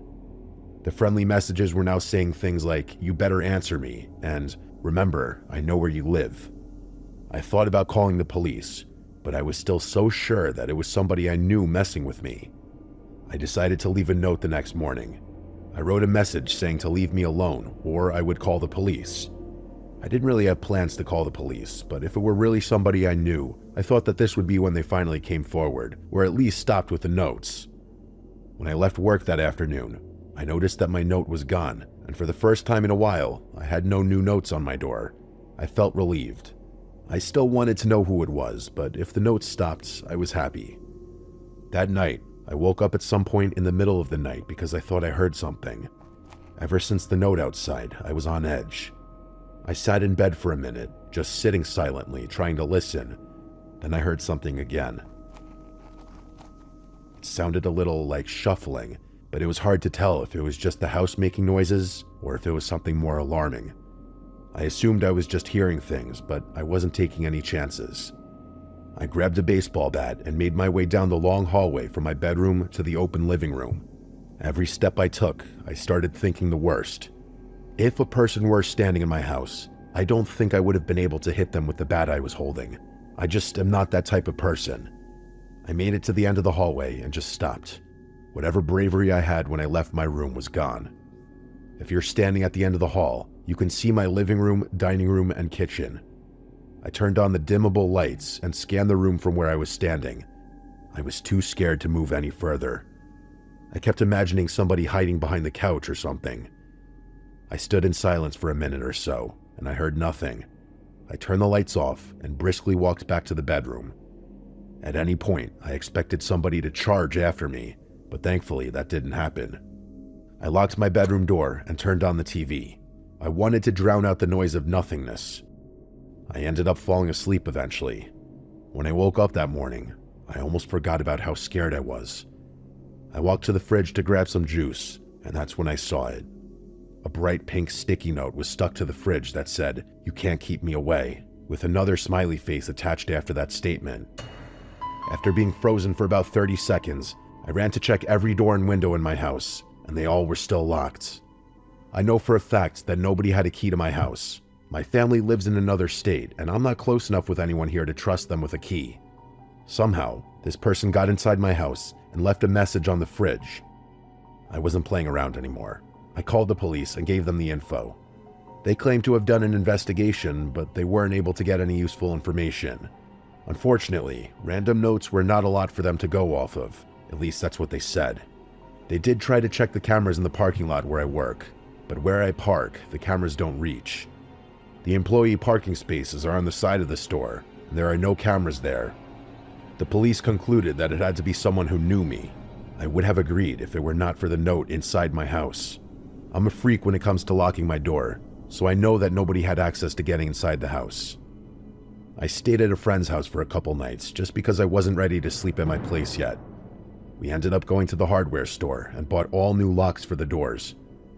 That first night back at my place, my friend stayed over with me, and nothing happened that night. A few months had gone by, and nothing happened.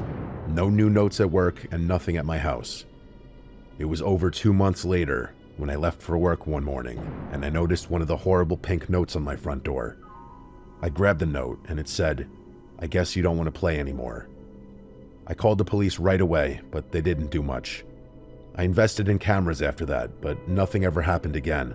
Changing the locks in my house might have saved my life. Somehow this person had to have had a key to my house. It's the only thing that makes sense to me. What I can't figure out is why me, and who was that person? Whenever I think back about that entire situation, I almost get sick. I think back to the night I heard something inside the house. There had to have been a person hiding somewhere, just inches or feet from where I was standing. Why didn't they harm me then? I wonder if messing around with me was all this person wanted. A friend once told me that when I went back to the room and locked the door, it's possible that this person tried to get into the room, but locking the door may have saved my life. It's been 10 years and nothing has happened since that last note. I've since moved and I'm married now. Every time I see those stupid pink sticky notes, I always think back to that horrible experience. Whatever the case may be, I'm just happy I'm still here to tell the story.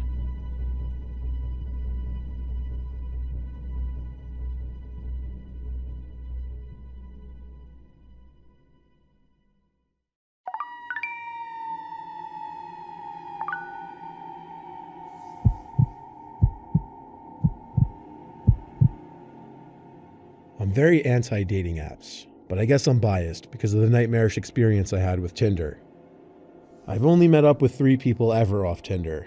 The first 2 experiences were nothing special. I wasn't excited about either of the girls, and there were no second dates. But compared to the third meetup, oh boy, in comparison the first 2 went phenomenally. I matched this brunette girl named Annette. She had up 4 pictures, 3 of which she was posing alone in what looked like her backyard. The 4th one was in front of a pond. At the time, I didn't see it as a red flag that she was alone in all of her pictures. Honestly, why would I? But she was decently attractive, at least in my standards. So I talked to her, and it got to the point where she asked what I was doing that night. And when I said nothing, she asked if she could come over and hang out. Considering my bedroom in my parents' house is in the basement with a separate entrance, it would work out rather nicely. We set a time for her to come over. When the time came, she texted me literally right on the dot that she was outside. Punctual, to say the least. I led her in the side basement door entrance, and we walked downstairs. I tried to make the greeting not awkward, but right off the bat, first impression, she seemed weird. Her responses were short, her laugh was weird. When we sat down on my bed and I asked her how long the drive was, she laughed, like she didn't even answer my question. She just laughed like I told a joke. And as she laughed, she looked right at me, her eyes still open wide. It was uncomfortable, and I already knew I wasn't going to vibe with this girl. I wanted her out ASAP. I turned the TV on in the background for filler, and I pretended to be laughing at the TV because of the constant awkward silences, and she never once batted an eye to look at the TV. She just watched me the whole time.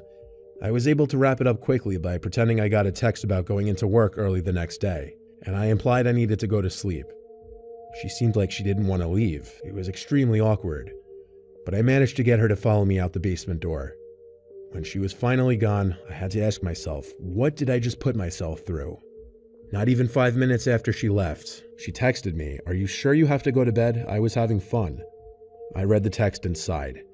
I threw my phone on the bed to charge while I went to get food upstairs. When I got back, I had 3 more texts from her, 2 being question marks. The last one being hello with more question marks. This girl was clearly nuts, so I blocked her. Done and done. I went to bed an hour later. I woke in the middle of the night, like I often do. I'm a light sleeper, it's really annoying. Waking up randomly isn't weird for me. I instinctively felt around for my phone to check what time it was. But my phone wasn't by its normal spot on the ledge charging, and I 100% remembered putting it there.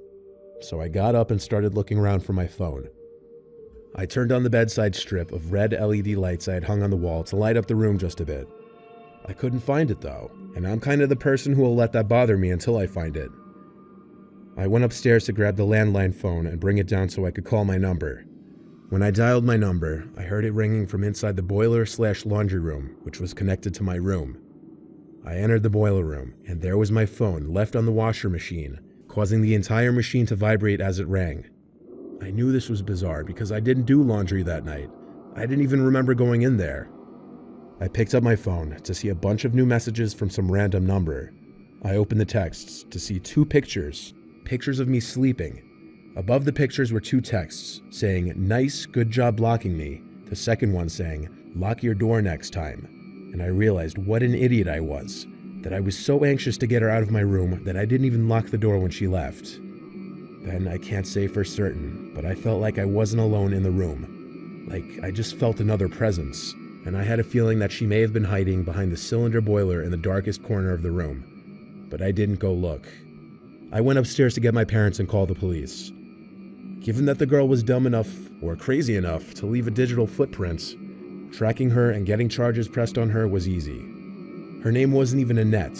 Her real name was Sylvana. Her charges were a breaking and entering charge and a stalking and harassment charge. I, of course, got a restraining order, and I've never heard from that girl again.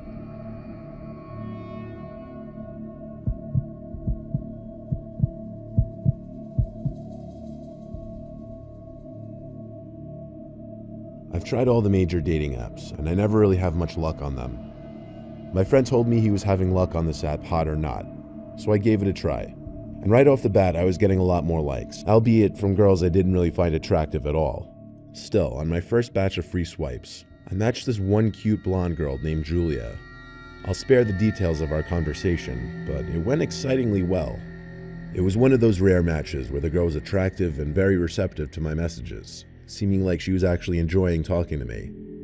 We quickly moved to Snapchat. I asked her for her number, but she said let's talk on Snapchat instead. I was fine with that. I added her on Snap and she added me back. Her Snap score was low, like under 1,000, so right away I was suspicious and upset that this may have been too good to be true like I thought. She messaged me, and I messaged back being blunt, asking her to snap a selfie of herself just for my safety.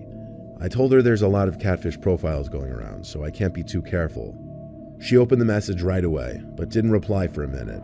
I thought for sure the account was going to block me any second.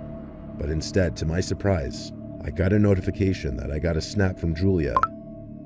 I opened the snap, and it was the same blonde-haired girl from the pictures. Still, I wasn't convinced, so I asked her to give me a thumbs up or a peace sign. She opened the chat. I was waiting to see if she'd block me this time. She didn't respond for a couple minutes, until finally, she sent another snap. I opened it, and it was half her face smiling, holding up a peace sign. That was enough for me. I snapped her back, and then we messaged for a little while. We eventually made plans to hang out. She invited me over to her house, which was across town, not too far away. She said she was home alone and that it wouldn't be a problem. She gave me an exact address. I noticed she had her Snap map on, so I did a little check to make sure her address matched her Snap location, and it seemed to check out. I told her I'd be over in a few. I changed into decent clothes, sprayed on some cologne, combed my hair, and got in my car to head over. I remember thinking I may have overdid it with the cologne. She snapped me while I was driving, asking if I was on the way. I told her yes. She read it immediately but didn't respond. I got to the house. It had the number 22 written clear as day next to the door. I messaged her that I'm here. She didn't open the snap though, so I decided to just go ring the bell. There were no cars in the driveway, and the grass seemed like it hadn't been cut in a few weeks. I rang the bell, but she didn't answer, so I started knocking really loud. When she still didn't answer, I went back to Snap and tried calling her using that. It just kept ringing though, she didn't answer. Was I just pranked? I suddenly heard a woman's voice yelling something at me across the street. For some reason, I imagined it to be Julia at first, till I realized it was an older woman yelling, "Excuse me, what are you doing?" I began walking back to the street and called back, "I'm meeting someone." She said back to me at a lower volume now that we were closer that I have the wrong house, nobody lives there. I asked the address of the house, and the address she told me matched the address this Julia girl gave me. I thanked her and got in my car. I went to try to message Julia one more time, but she blocked me. I felt like I was played for a fool. They unmatched me on Hot or Not too. Luckily, I took screenshots of the profile before that, because I sent some to one of my friends before driving to the house. When I got home, I sent screenshots to my friend group chat with like 8 other people, asking if anyone knew her. One guy, my friend Darren, said that's Lisa, a girl who overdosed on heroin 2 years back. When he said that, another friend in the group chat confirmed he was right. I got goosebumps because the snaps I got were from a girl who matched that Lisa girl completely. I told my friends, and they thought either I was crazy or the situation was crazy. I'm without a doubt certain the girl in those snaps was Lisa. How this happened, I have no earthly idea. Better question, why was I led to that house? I can't even try to imagine.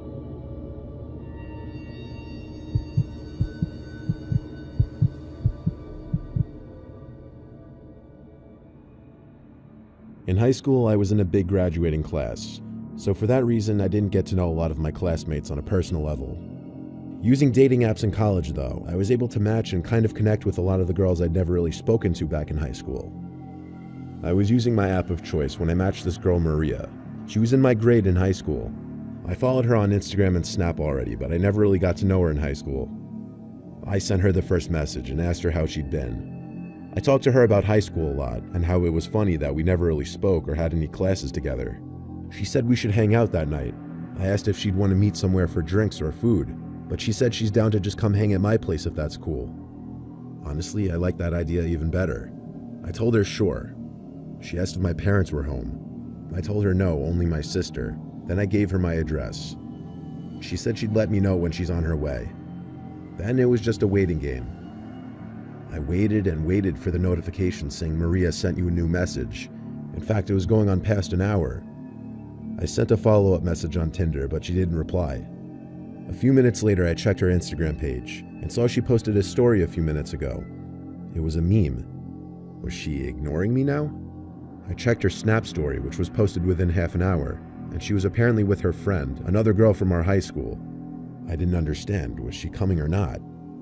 I commented on her story. Are you still coming later? She opened it a few minutes later and replied saying, "What are you talking about?" I repeated the question, then added a reference to the conversation on the app. She replied, "I don't have that app. Send me the profile." So I did, and she told me right away it was a catfish and to report it.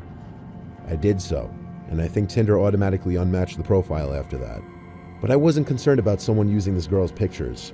I was concerned someone had my address and knew my parents weren't home. I made sure every door was locked.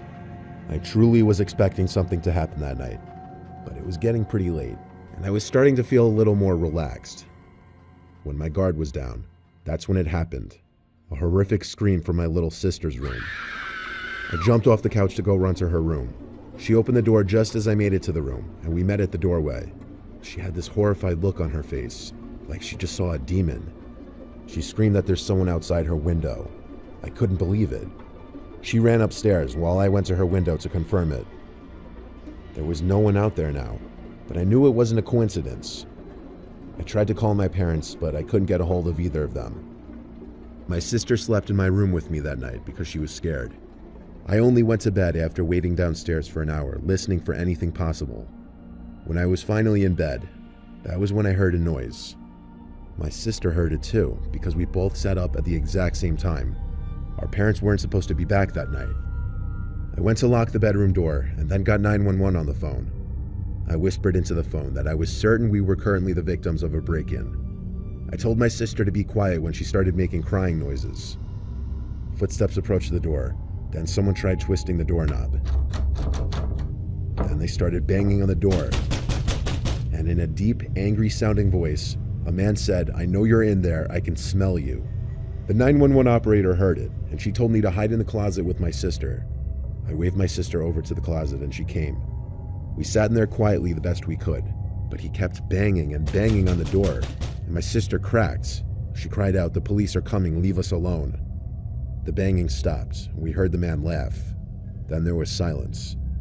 Next thing we knew, the police were outside, and the operator told me to quickly get to the front door if the coast was clear to let the police in.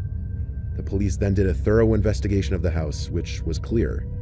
The entry and exit point was my parents' bedroom window, which he climbed through off the backyard awning. My little sister screaming about the police must have scared him off. The police recommended we sleep somewhere else, so we went to my friend Joe's house. Ever since then, I always verify whoever I'm talking to from online is actually who they say they are.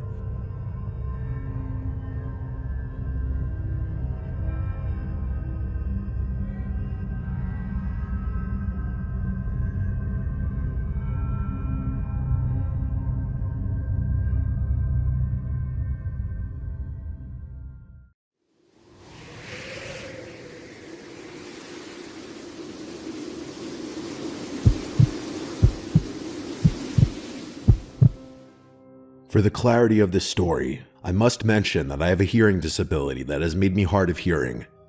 I know that there are some things in life that I'll never understand, but I still look back on this experience wondering what could have happened and what I should have done differently. This all happened around a year ago. The holiday season had just rolled by, and I was settling down from traveling and all the get-togethers with family and friends. I live in a small suburban neighborhood that borders a forest in southern Quebec. It's a quiet area, as most of the residents are familiar with each other, which I honestly kind of prefer as it adds a warmer atmosphere. Around winter, I like to take my dog Monty on walks in the local forest. He's a Rottweiler Husky mix, which is perfect for me since I enjoy going for runs from time to time.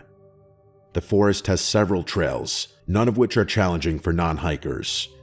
I remember it being an afternoon. I had just finished having a late lunch and decided to burn the calories on a walk with Monty. As usual, my dog goes ballistic when we turn the corner on my street towards the forest entrance. It was relatively cold for a February day. A fresh blanket of snow lined the paths overnight, creating this nearly blank canvas. As usual, I let my dog off the leash so he could run around. There were a few yellow patches along with some boot prints in the snow, which signaled to me that several people had already taken their dogs out earlier. Most people like to go on walks before noon since the sun tends to set around 4 p.m., so I didn't expect to see anybody out at that time. After walking for around 30 minutes, we came to a fork in the path. I noticed that one of the paths hadn't been walked yet, so feeling semi-adventurous, I decided to take it. I have a pretty concrete memory of the trails, so I knew exactly where I was going. The trail led to a clearing, which was great, since I wanted to check out the native birds with the binoculars I had gotten for Christmas. I remember scanning the surroundings until I saw a strange shape along the tree line in the distance. When I focused my binoculars, I saw a blue tarp and what looked to be a makeshift shelter. As curious as I was to check it out, it was getting dark, and I wanted to get home. Turning around, Monty and I started walking back. As usual, he ran up ahead, but something seemed off in his behavior. He was much more alert and was sniffing the trail more than he normally would from what I observed in the past. When I looked down at the trail, my eyes widened. There was a set of footprints in the snow, much larger than my own. I remember turning my boots over out of sheer confusion to compare them to the ones in the snow. The prints were different, which left me with even more questions. There were no other forks in the trail, so whoever took it had to have passed me at some point. I figured they must have passed me while I was using my binoculars. At the time, it seemed like the most logical explanation, so I tried not to overthink it. At this point, it was significantly darker outside, but I could still make out my surroundings. As we were walking back, Monty stopped abruptly and started barking relentlessly in my direction. As I turned around, that's when I saw him. There was a man, probably around 6'4", wearing charcoal-colored snow pants and a white camo jacket only about a meter away from me. He didn't make any movements towards me, he just stood there with his hands in his coat pockets. I didn't recognize him from anybody in the neighborhood, so I assumed he must have been a hiker or someone from out of town. He looked like he was muttering something to me, but I couldn't read his lips due to the lack of lighting and not knowing if he was speaking English or French, which are the two commonly spoken languages in Quebec. I felt like an idiot at that moment for not bringing my phone with me, so I ended up trying to communicate with him that I was hard of hearing and that it was getting late. I got back home around 4:30. By then, it was completely dark out. I remember following my standard night routine, not really thinking much about the encounter, but in the middle of the night, something happened that still shakes me to this day. I woke up to Monty licking my hand, which is something he usually does to get me out of bed in the morning. I tapped my phone to check the time, and to my surprise, it was 3 a.m. I noticed a message from my neighbor asking if everything was all right, which, if I'm being honest, confused me at first. The message was a few minutes old and asked if everything was all right since Monty had been barking like he was possessed. I looked up from my phone to see that Monty was no longer in my room. I walked downstairs to find him barking hysterically at the patio door. As I approached the door, I struggled to see anything with my vision still blurry. I tried to focus my eyes when the motion sensor light turned on. At that moment, my heart sank. The man from the forest was standing there in my backyard. I didn't think twice to process any more questions. I stepped away from the door and texted 911. I don't think I've ever texted 911 faster than I did that night. I ran up to my room with Monty and grabbed the machete from under my bed. I'm a shorter woman with a background in martial arts, but I know damn well that the best move in a fight is to not fight at all. I sat there in my room guarding Monty and myself until the police came. With my heart beating out of my chest, I sat opposite from the door with Monty by my side. It didn't last long until Monty sprang up and started barking violently at the bedroom door. My hands were sweating profusely as I watched a shadow cast in from underneath the door. The movement in front of the nightlight suggested the man was seconds from breaking into my room. Those had to be the longest minutes of my life, as I anticipated the door handle turning or the door completely breaking in. Luckily for me, it never did. When the police arrived, I explained everything to them while they searched the property. The glass on the patio was smashed completely, but besides that, nothing was missing and everything was still relatively the same. The police found the gate in my backyard open. It leads to the forest, which is where they believe the man disappeared to. I let them know about the shelter I saw in the woods the day before. I took Monty and some of my belongings to stay with a family friend for a few days while I got the patio door fixed. I never got a follow-up from the police after the incident, but ever since that day, I decided to stick to roads when walking my dog, not trying to think too much about the incident.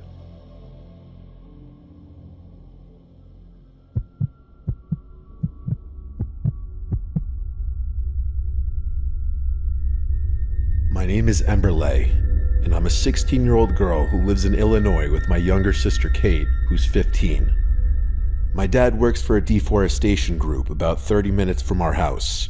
It was a normal morning on December 5th as my sister and I were getting ready to go out to the movies.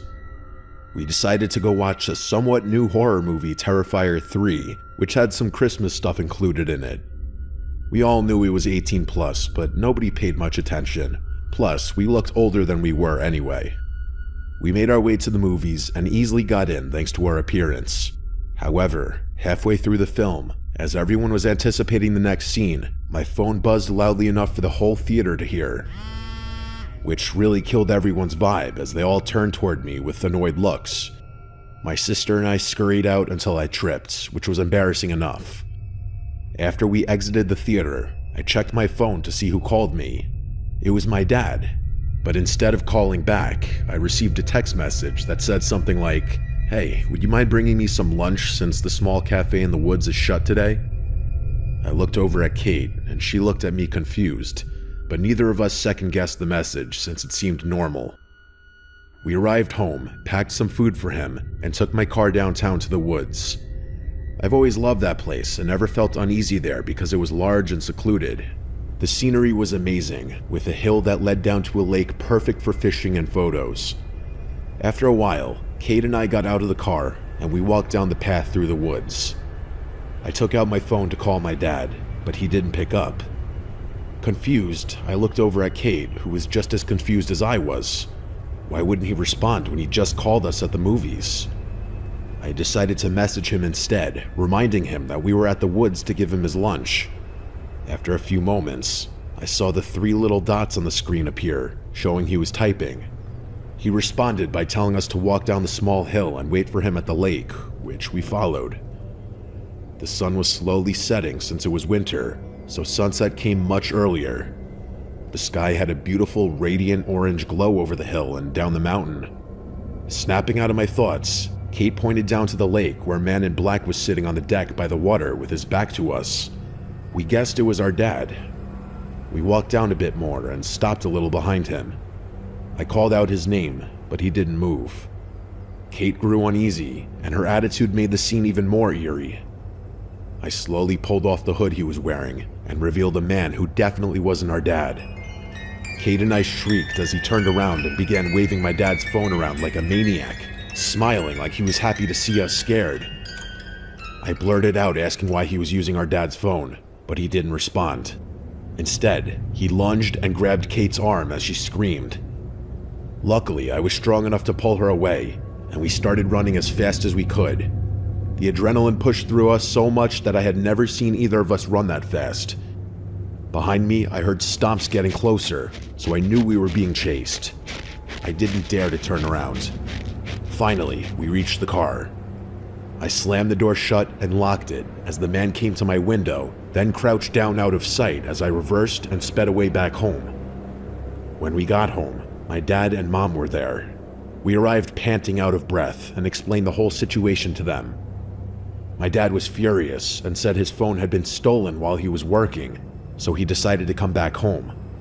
He said the man must have taken his phone and messaged us. My dad called the police and filed the report.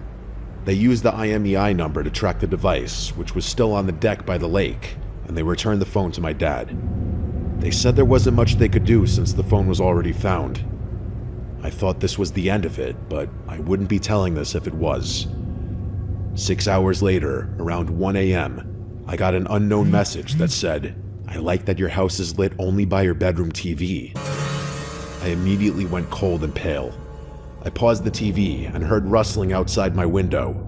My room was on the second floor. I shut my phone and listened.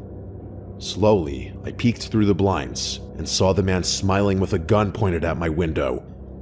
I screamed and pulled away as glass shattered everywhere across my room. My parents ran in, followed by Kate. I screamed for them to crouch and told them the man was outside with a gun. When my dad went to check, the man was gone. Then we heard another loud bang and more glass breaking downstairs in the kitchen. We ran and locked the bedroom as Kate called 911. My mom hugged us as we cried in fear. Throughout the whole situation, I kept wondering how he knew where we lived. A few moments later, the police arrived and searched the whole house, but nobody was there. Kate and I explained the situation again, and one of the officers said they should check the car. Surprisingly, a small air tag was found on my tire, which explained how the man knew where we lived and why he crouched before I sped out of the woods. The police told us they would patrol the streets and do everything they could to find the man. A few months later, he still hadn't been found, but he never returned, which I hope it stays that way.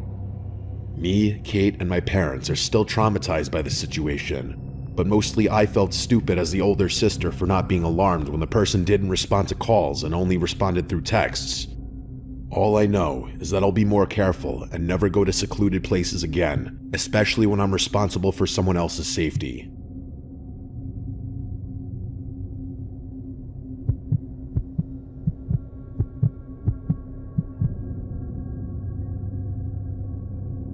It was 2021. One word to describe my day: hectic. Work was a shit show. This was prime COVID time, so I was working from home. I was supposed to be meeting with my extended family upstate, and I ended up finally getting off a nearly 3-hour Zoom meeting for work a whole hour and a half after everyone else had already arrived at my parents' house. And that didn't include the next 2 hours or so the trek up to their house would take me. I filled up 2 cups of coffee in my kitchen to take with me before leaving. God knew I'd need them. The second I opened my front door, I realized this drive would be more of a shit show than I had originally thought. The snow and wind had already picked up since earlier that evening, and the streets were barely even plowed. The ground had at least 2 feet of snow already, and it was supposed to snow like this for a majority of the night. I had to be driving under 25 on most residential roads. My car at the time was also a really old, crappy Hyundai, which wasn't ideal for extreme weather conditions at all. It didn't have anti-lock brakes either. I'm a fast driver though, so when I got on the highway, I raised my speed to 70, which was probably a lot faster than safe for the conditions. I finally arrived at my parents' house around 9. They had begun dinner without me, but thankfully weren't too far along. A few drinks and gift sharing later, I started to lose track of time. I got so caught up in seeing my relatives I hadn't spoken to in a while that I ended up basically forgetting I still have to drive home, even as most of my family had started to leave. Once I finally got in my car to leave, it was past midnight, and at least another foot of snow had accumulated on the ground. I was buzzed, but I figured I was sober enough to drive home. Not that I condone drinking and driving at all. I was tired and simply wanted to get home. As I was heading towards the highway, I realized the roads were completely dead. I made the grave mistake of raising my speed to 40 down one particular road, because as I began to approach a bend in the road, I realized my car had gone into a skid. I tried not to panic, as this wasn't the first time I'd skidded. I started to steer into the skid and downshifted, but as I got even closer to the curve, and my car still wasn't slowing down, I started to panic. My car went straight off the side of the road and into a tree, and the airbag deployed. I was momentarily in shock from the force of the impact, but thankfully, I was relatively unscathed. My car was ruined though. The whole hood was buried in a bank of snow surrounding the tree I hit. No chance I was pushing it back onto the road or anything like that. The first thing I did was phone my roadside assistance company, and they said they'd send a truck to my location, but because of the horrible conditions, it could take up to 40 minutes for the truck to reach me. I was on a deserted road surrounded by forest and no houses for miles in either direction, so I decided to also call my parents and ask one of them to drive over and wait with me. My dad said he'd get in his car and drive over, so then I hung up and waited. As I was sitting there, I began to hear something over the sound of the wind howling outside. There were undeniably footsteps in the snow. I couldn't tell exactly from where, but they sounded somewhat distant.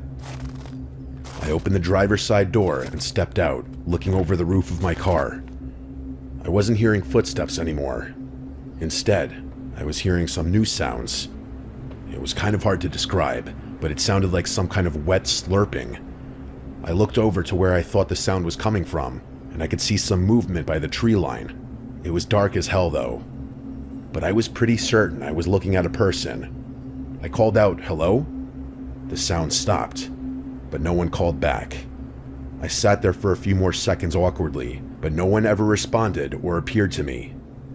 I couldn't see any more movement either. I was officially freaked out, so I got back in my car and locked the doors. What couldn't have been a whole minute later, I heard footsteps in the snow again outside. Then I heard something hitting the passenger side window, like a rock or something was thrown at it. I couldn't see out the passenger side window because it was covered in snow, or any of the windows for that matter. Once again, I opened the driver's side door and stepped out of my car. Checking my immediate surroundings, I made a disturbing discovery. There were boot prints in the snow, circling all around my car, and then leading away from my passenger side door into the woods. I felt sick to my stomach.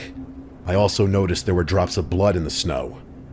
I opened my driver's side door and then grabbed my 9mm out of the glove compartment. Clutching it in my right hand, I began to follow the prints leading into the woods. At that moment, I was convinced someone out there was with me. As I followed the prints, the drops of blood began to grow larger. It looked like someone had been bleeding profusely. And then, I saw some dark mass lying in the snow just past the tree line. I couldn't tell what it was. I was just praying it wasn't a person. I took out my phone and enabled the flashlight. It wasn't a person. It was a dead deer, seemingly slaughtered by some larger, predatory animal. The stomach was ripped completely open, and shockingly, the deer had been completely decapitated. I swept the flashlight over the surrounding few feet, but I didn't see the head anywhere. I decided this was getting too weird for me, and I started heading back to my car. I got back to my car and opened the driver's side door, and as soon as I did, it was all I could do to keep myself from vomiting on the spot. Lying in the driver's side seat of my car was the severed head of a deer, placed on the seat as if it was looking right at me. I booked it out of there and made it a few minutes down the road before headlights appeared in the distance. I ran towards the car, waving my hands and shouting like a madman, still holding my handgun. Thankfully, it was my dad, and he stopped the car and asked me what the hell I was doing. I got in the passenger seat and explained everything to him, and I kid you not, he literally didn't believe me. I felt more comfortable going back to my car with my dad now, so he drove the two of us over there and we got out. The footprints were still all around my car, but the deer head was gone. All that remained was a large spot of blood on my driver's side seat. I think once my dad saw that, he started to believe me. The deer corpse was also gone. All that remained were drag marks in the snow. The tow truck finally showed up and he towed my car. My dad asked me if I wanted to call the police, but honestly, I just didn't have the energy to file a police report. I was exhausted and just wanted to go to sleep. I figured calling the police wouldn't accomplish jack anyways. So that's my story. I have no idea who was in the woods that night and what they wanted. Maybe they were just trying to scare me, or maybe they had worse intentions.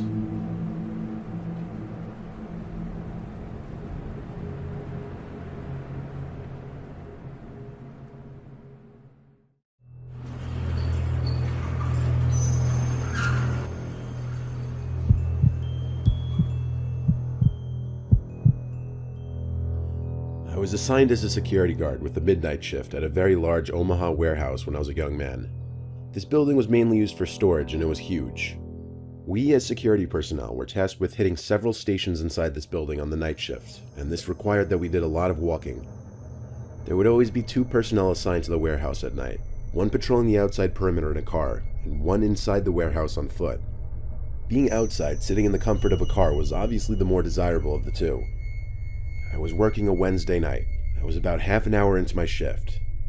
I would start the shifts walking around for about an hour, just surveilling the place before sitting down in one of the security offices. This room had some low-budget, ancient camera system that at the time was impressive technology, but it only had 2 screens because there were only 2 cameras in the entire warehouse, one in the northeast corner and one in the southwest corner. That's why we couldn't just sit on our butts in the security office our entire shifts and had to actually patrol the place. This was a shared warehouse for some tech companies, and a lot of expensive equipment was held here, hence why 2 security guards would have to be there every single night. The warehouse layout was similar to that of a regular grocery store. There were like 10 to 15 aisles, and one intersecting aisle that cuts between the other 10 to 15 in the middle. I was still making my initial rounds around the place, when I saw all the way down at the end of the aisle I was in, something at the end section.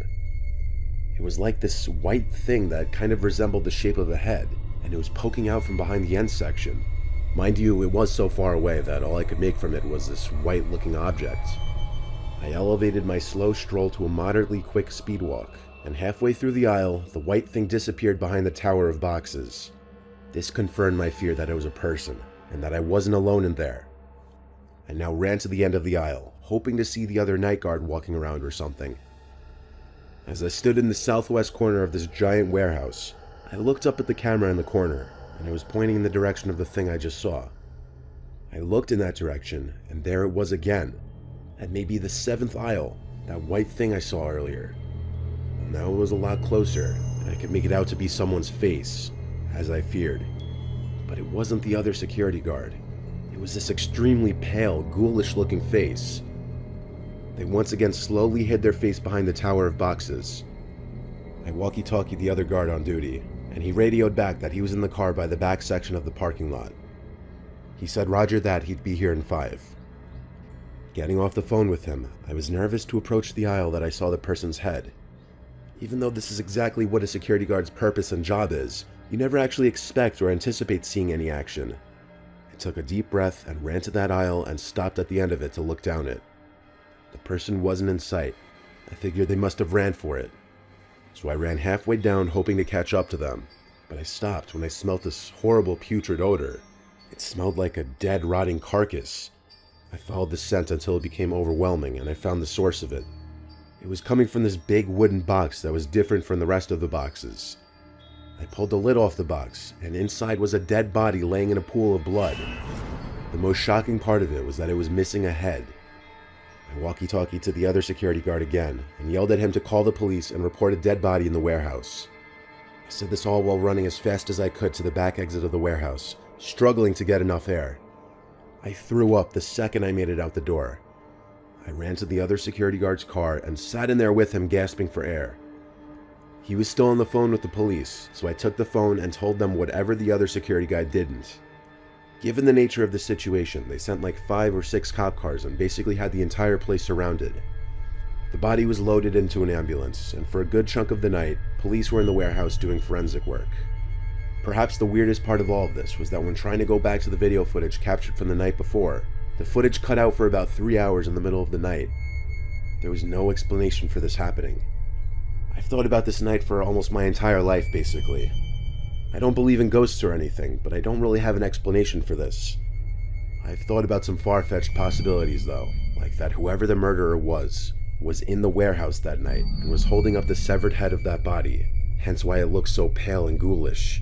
In fact, it gave me chills just now thinking about it again.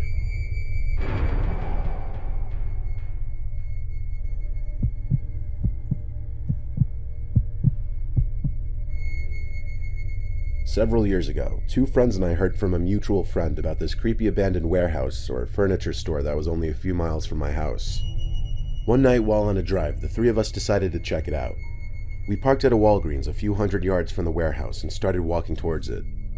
As we got closer, my friend, I'll call him Jim, kinda chickened out and stayed back while me and my other friend, I'll call Mark, continued on. As we approached the right side of the building, it became very obvious that this place had been abandoned for a very long time.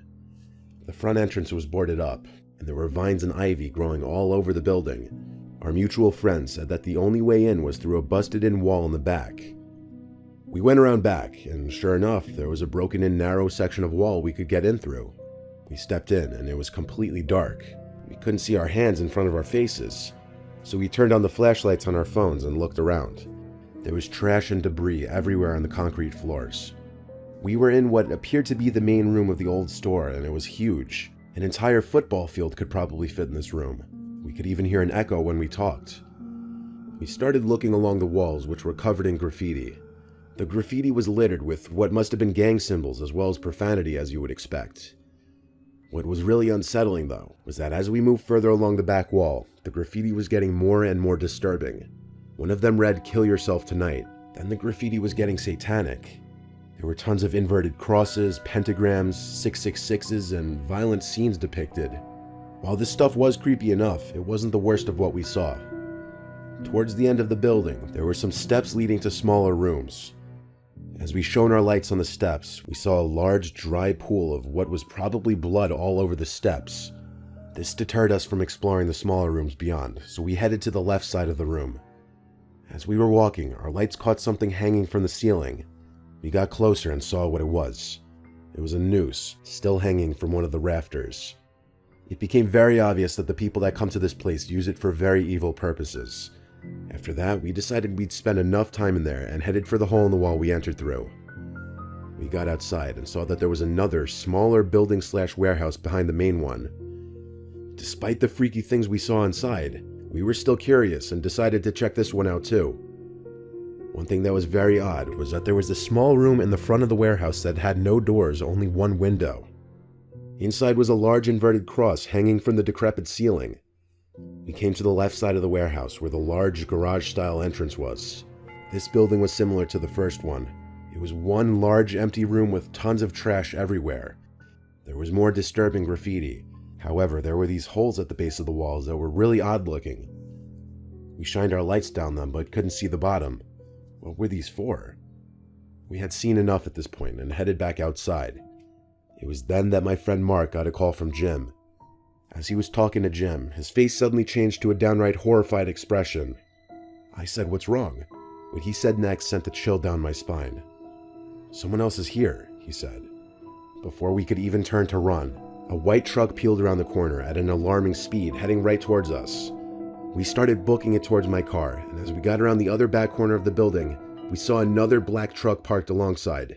But we kept running as fast as we could, and thankfully the three of us made it back to my car. We got in and peeled out of there. I don't know what those guys in the trucks were there for, or why they chased after us, but based on what we saw in those buildings, it wasn't anything good. Thankfully, we never found out, and we never returned to that place.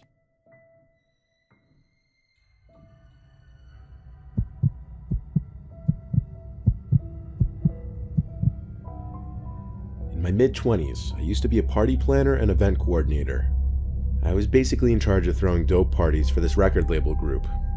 I'd have to rent out venues for a night or weekends, which would allow us to host our events in these places. Usually we wouldn't pay until after the event, and the landlord or owner of whatever property we were using would take a cut of the profits. There was this one time that my group rented this big warehouse for an entire weekend, and we would be hosting parties Friday and Saturday night.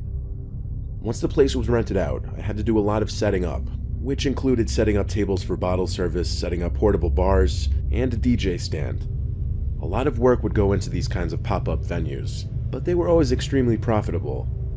My buddy Jack, who was also on the event planning team, was helping me on the Wednesday before the party weekend. He drove a truck full of equipment to the empty parking lot that the warehouse sat in. I was having trouble figuring out how to get the power to a certain part of the warehouse activated. I looked for any kind of electrical panel or circuit breaker box, but I was having trouble finding one. I gave the building owner I dealt with a call, and he picked up almost right away. His name's Carter. He told me exactly where to go for the electrical panel that would turn on the specific lights I was looking for. He directed me to a door that had an exit sign on top of it, but it wasn't on. Through this door, I was in a very short, very narrow space with a door on one side which I presume led to the outside, and then a half flight of stairs on the other side. I was supposed to go down this half flight of stairs, which led to another tight space with a couple doors. This room was hard to explain without just seeing it for yourself. I'm 6'4", so I had to bend down a little bit just so my head wouldn't hit the ceiling. That's how cramped it was down there. This level had very dim nightlight kind of lights hung on the ceiling. Dim but enough light to navigate just fine. I found the electrical panel, and Carter told me exactly which switches to flip. Then I shut the panel door and turned the key to lock it, even though he told me to just leave the key in the lock. I thanked him and our call ended. I heard a loud and obvious buzzing sound that would be going off in spasms. I followed the sound of it to a door leading to a pitch-black room. Pulling the door open was hard as it scraped against the concrete floor. There was this red light in the top corner of the room that synchronized with the buzzing sound. When the buzzing stopped, the light would also turn off. I was trying to figure out what it was, but it didn't make sense. I stepped deeper into the room and noticed whenever I moved, the light would turn on and the buzzing would sound. When I stood still, it stopped. I don't know why, but I was creeped out, so I went back to the doorway of the room. I took one more look inside, and the red light turned on again, lighting up the room with this eerie red glow. I decided to call Carter and tell him about the potential problem with the light and the buzzing. He told me calmly that the light was a motion sensor, and the buzzing was because that one in the basement was busted. I asked what he meant by motion sensor, and he explained that there's at least one in every room in the building, as it's part of the security system. I looked back into the room, and the light was still on. I asked what could be setting it off in there, and he said he had no idea. And that's when I spotted it. There was someone, I couldn't tell if it was a man or a woman because of the long, disheveled hair, sitting in one corner of this room, half hidden behind a pile of old boxes. Their eyes were the most noticeable feature because of how goddamn wide they were open. The mouth was like a half smile, and they were moving their arm in a manner that was as if to tell me to come here. I know it took me a few seconds to describe this person just now, but I was literally screaming at the sight of them in under a second. I slammed that door shut and ran back up the stairs and out that exit door. I told Carter we were leaving and not using the warehouse anymore. I didn't ask any more questions after that. I didn't care, it was his problem. I yelled at Jack to get everything he could back into the truck. We collected our stuff as quickly as possible, loaded the truck back up, and left. I didn't even bother locking the door to the warehouse. I just wanted to be far away from there. I still today don't know what to make of it. The Carter guy seemed so weirdly calm about my telling him about a deranged-looking person in the basement of his warehouse. Thinking back, that light was probably going off because of that person sitting in the corner waving me over, or doing whatever the hell he or she was doing with their arm. It was a truly nightmare-inducing, horrible experience.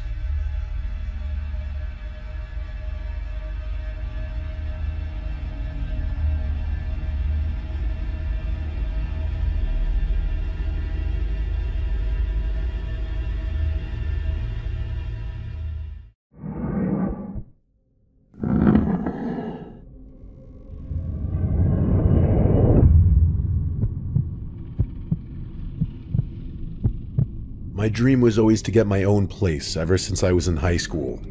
I really couldn't wait to move out because I hated my dad growing up and my mom wasn't much better. We would always buck heads and my dad would always be drunk on the weekends, and honestly it was just a mess. As I got older and girls obviously became a factor, it became even more of a problem because there was no way I'd bring any girls back to that household. So because of all of this, I took the first chance I could get and moved out when I was 19 in college. I didn't go away to school. I went to a commuter college not far from home. My parents wouldn't pay for me to go away to school. So I was on Zillow, Facebook, and Craigslist every day for a while, and when I finally found a rental that looked promising and affordable, I went to see it right away. The layout is pretty important, so I'll describe it now.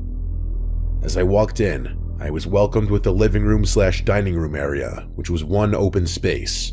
Then there was the kitchen adjacent to that, which was separated by a wall. Then, to get to the single bedroom in the apartment, you went down the hallway, which also had 2 closets. One which I used as a pantry and one as a storage closet, and then the door to the bathroom. At the end of the hall was the bedroom. The bedroom was generously sized. It fit a queen-sized bed easily. It had 2 more closets, and I fit a couple of dressers and a TV in there easily. I was sold immediately, especially because it was budget friendly. I moved in the next month, and life was fine. Fast forward a few months maybe. I went out with friends in town, and we ran into some girls we knew. I ended up taking this girl home that I'd known for a while through school, but we'd never hung out in that way. I'll just call her Sammy. We ended up drinking at my place and watching a movie, but that was really all we did. She didn't want to take it further than that on our first time hanging out, and I respected that. We ended up in the bedroom finishing the movie that we started in the living room, and I think we both just passed out from being drunk somewhere through the movie. The next thing that happened was I woke up to footsteps outside in the hallway. It was still the middle of the night. I looked to my side, and I was alone in the bed. I jumped out of bed looking down the hallway, and I saw Sammy in the living room grabbing her stuff off the couch, but she was doing so quietly. She was trying to leave now to avoid the awkwardness in the morning, and I understood that. So I didn't say anything and went back to bed quietly. I heard her eventually walk out the front door. For good measure, I called out, "Sammy?" to no response, and that confirmed she was gone. I got comfortable in bed relatively quickly and drifted back off to sleep. It was probably another hour that passed when I woke to something loud. I immediately shot up in my bed and my heart started pounding relatively quickly. I called out, "Sammy?" again. There was no response. I was honestly kind of scared to get up and check, so I picked up my phone and texted Sammy's number asking if she was still in my house. I realized that was a little weird to do, but I was actually scared in that moment. I looked at the door, which was still open because I was too lazy to get up and shut it after Sammy left. I was definitely still a little drunk from the shots we were taking in the living room, but I felt like I saw something wrapped around the door frame. My breathing only intensified. I still can't believe I had the balls to do this, but I swiped down on my iPhone to reveal the control panel thing, and I pressed the flashlight button. And with the phone still pointed at the door frame, I realized there were two hands wrapped around the door frame. But as if responding immediately to being revealed, whoever's hands they were tightened and then pulled back out of sight, and the scream I was holding in for those 3 seconds finally came out. Mixed with simply screams of dread, I also screamed, get out," over and over. By the time I finally got up, I looked down the hallway, and it looked empty. I flipped on the light immediately. After a few minutes of calming my breathing and just trying to listen for sounds, I built up the courage to check the hallway closets and bathroom, and they were clear. I then moved to the main living area, and trust me, there weren't any places to hide in there. I held my phone as if it were a gun as I crept to the nearest light switch and turned it on. I felt instantly better when the living space was lit up, but there was still the kitchen. I crept to the opening that led to the kitchen, and flicked that light on as well, finally lighting up the entire apartment. There was no one here. I looked behind the couch, I looked under the tables, I even checked the floor-level kitchen cabinets. When I realized it was clear, I ran to the front door to lock it. The weird thing, though, was that I never heard the front door close, and yet there was not a single soul except for me in there. I now tried calling Sammy repeatedly until she picked up. When she did, she sounded tired and confused. I asked her if she was just in my house, and she told me she left a while ago because she couldn't sleep. I didn't explain. I just told her my bad. I thought I heard a noise, and then we hung up. I decided to spam call my best friend until he picked up, also sounding tired and confused. I explained everything that just went down, and he said he could tell I was still drunk. His explanation calmed me down, though.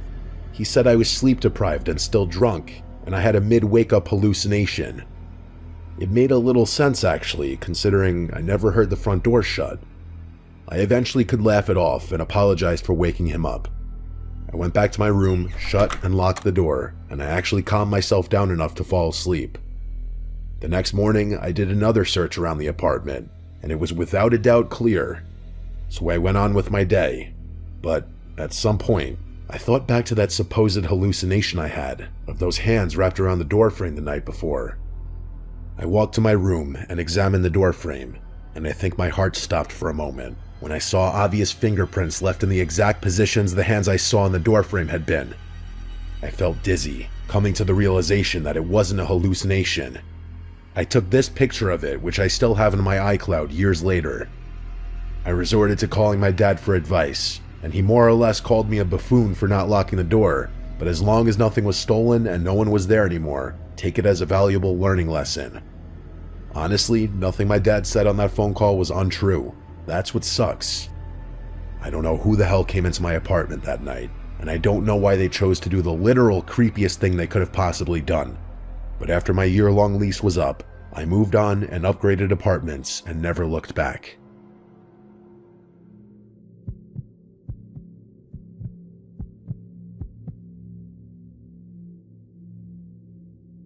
My parents' house never really felt like a parent's house. Not in the normal way, at least. My dad traveled for work constantly, and my mom was always out with friends or staying over my aunt's house, or doing something else where she'd come home late or not at all. I know that sounds kinda messed up, but it was just the reality. It wasn't like they abandoned me or anything. It was more like they were always busy and always somewhere else.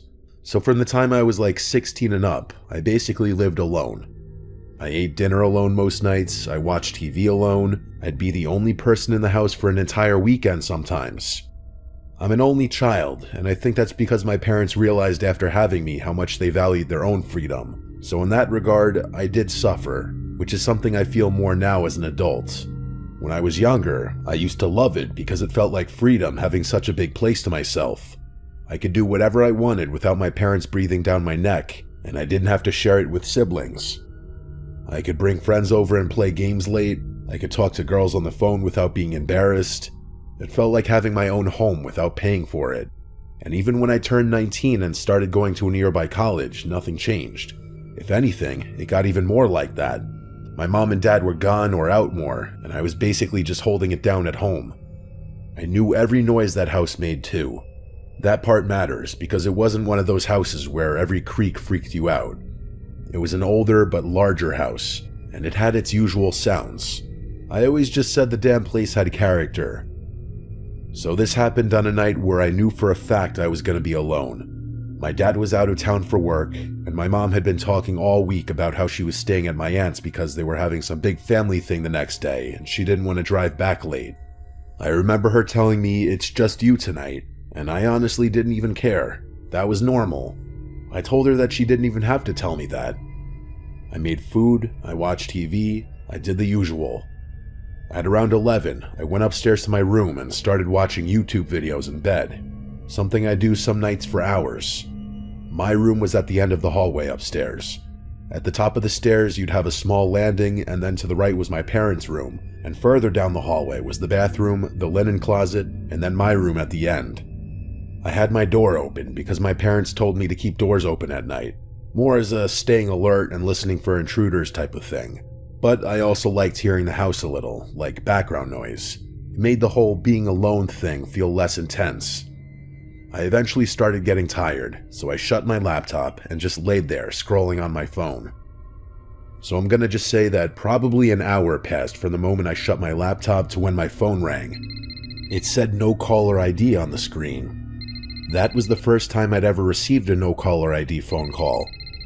I stared at it for a second. To be receiving that late at night was sketchy as hell. I ignored it, but it rang again right after, still saying no caller ID. That's what made me answer. I figured if it was someone important, they would call twice. Plus, it's just a phone call. Worst case scenario, I hang up. So I picked up, and at first, there was no noise. I got nervous that it was one of those scam calls that calls to see if a number is active to add it to some call center database. But then I started hearing something faint, and it took my brain a second to process what it even was. It sounded like a TV playing in the background, and what was weird was that I could also faintly hear my own TV downstairs through the door, because earlier I guess I left it on in the living room. I didn't have it on loud, just on low volume as background noise. So hearing TV audio on the phone instantly made my stomach tighten. I said hello a second time, to once again no response, just the TV sound, like whoever was on the other end wasn't even trying to speak. It was just there. Then I realized something that made me sit up in bed instantly. The TV noise I was hearing through the phone wasn't random. It matched my TV downstairs, like perfectly. It wasn't delayed. It was the exact same audio at the exact same moments, like it was synced. That's when I got this cold feeling down my spine, because there's only one way that makes sense. That would mean whoever was on the phone could hear my TV in real time, as in, they were inside my house downstairs. I tried to force a normal explanation, like it was a friend standing outside one of my windows downstairs trying to trick me, or maybe the call was somehow glitching and picking up on my microphone audio. That can happen, but the more I listened, the more I realized that didn't make sense. It sounded like someone was calling me while standing somewhere in my living room. I got up and walked to my bedroom door and listened. And oh yeah, I was 1,000,000% sure now that the audio on the phone was syncing to the TV. In hindsight, this was dumb, but I screamed out, "Who's down there?" because in the back of my mind, I thought for sure I knew it was a friend or family member pulling something. And then, the line went dead. They hung up. By this point, my mouth went completely dry. I couldn't even call the number back because it was an anonymous call. I walked out into the hallway towards the stairs, and I looked down. I still heard the TV on in the living room, and then a creak. It sounded like the wood floor cracking from the pressure of a person, but if that didn't confirm things, the moment I heard someone clearing their throat downstairs, that's when everything instantly became 10 times more real. I could no longer lean on the glitching phone theory, even though deep down I already knew that was BS anyway. I went to my room and quietly closed and locked the door. What if my dad was testing me, seeing how I'd react in a home intrusion situation? Or maybe my Uncle T. So I called my dad, but he didn't pick up. He may have already been asleep. It was like 11:30. So I called again and again, but no luck. I tried my luck with Uncle T, and he picked up on the second ring. I could tell he was in bed. He asked why I was calling, and I prefaced the phone call telling him this might sound crazy, and then dropped the bomb and asked if he was downstairs.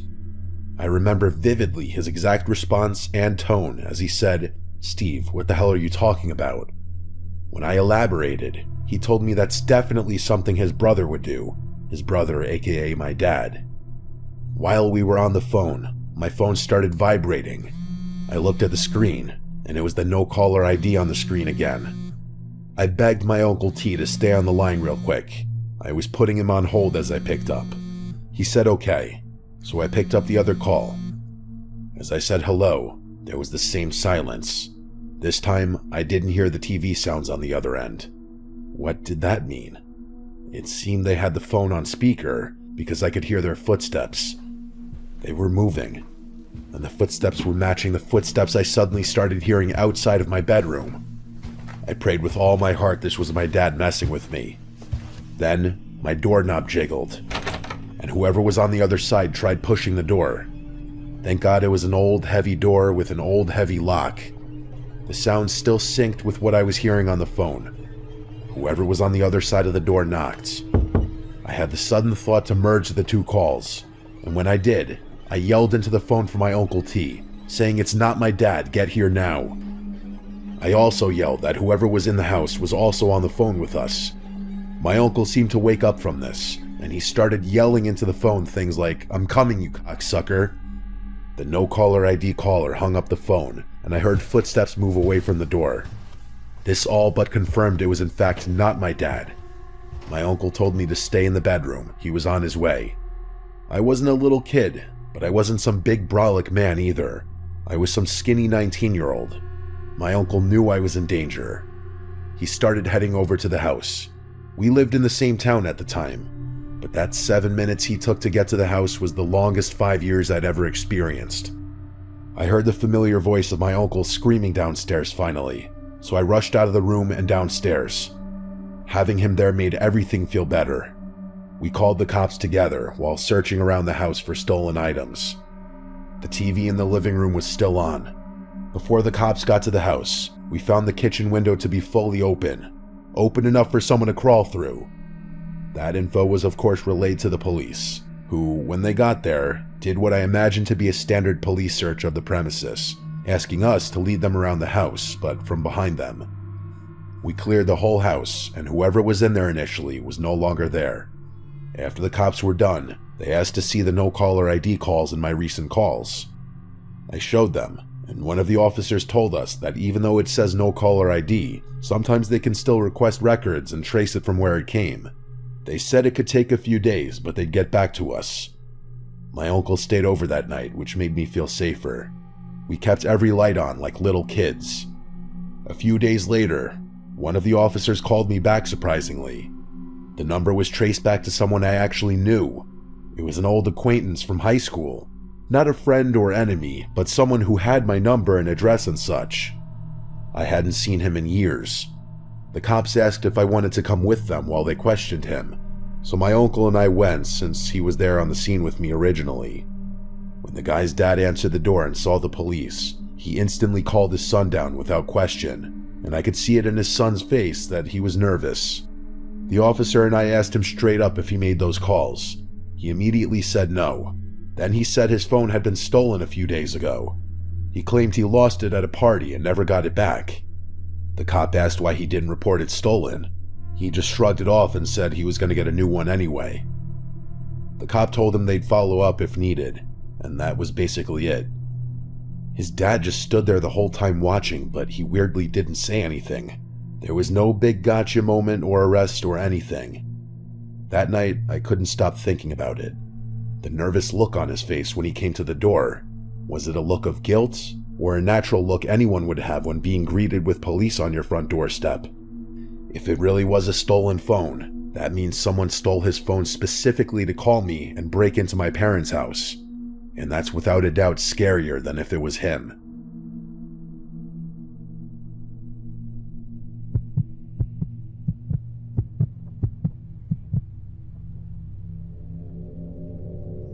It was a weekend like so many before.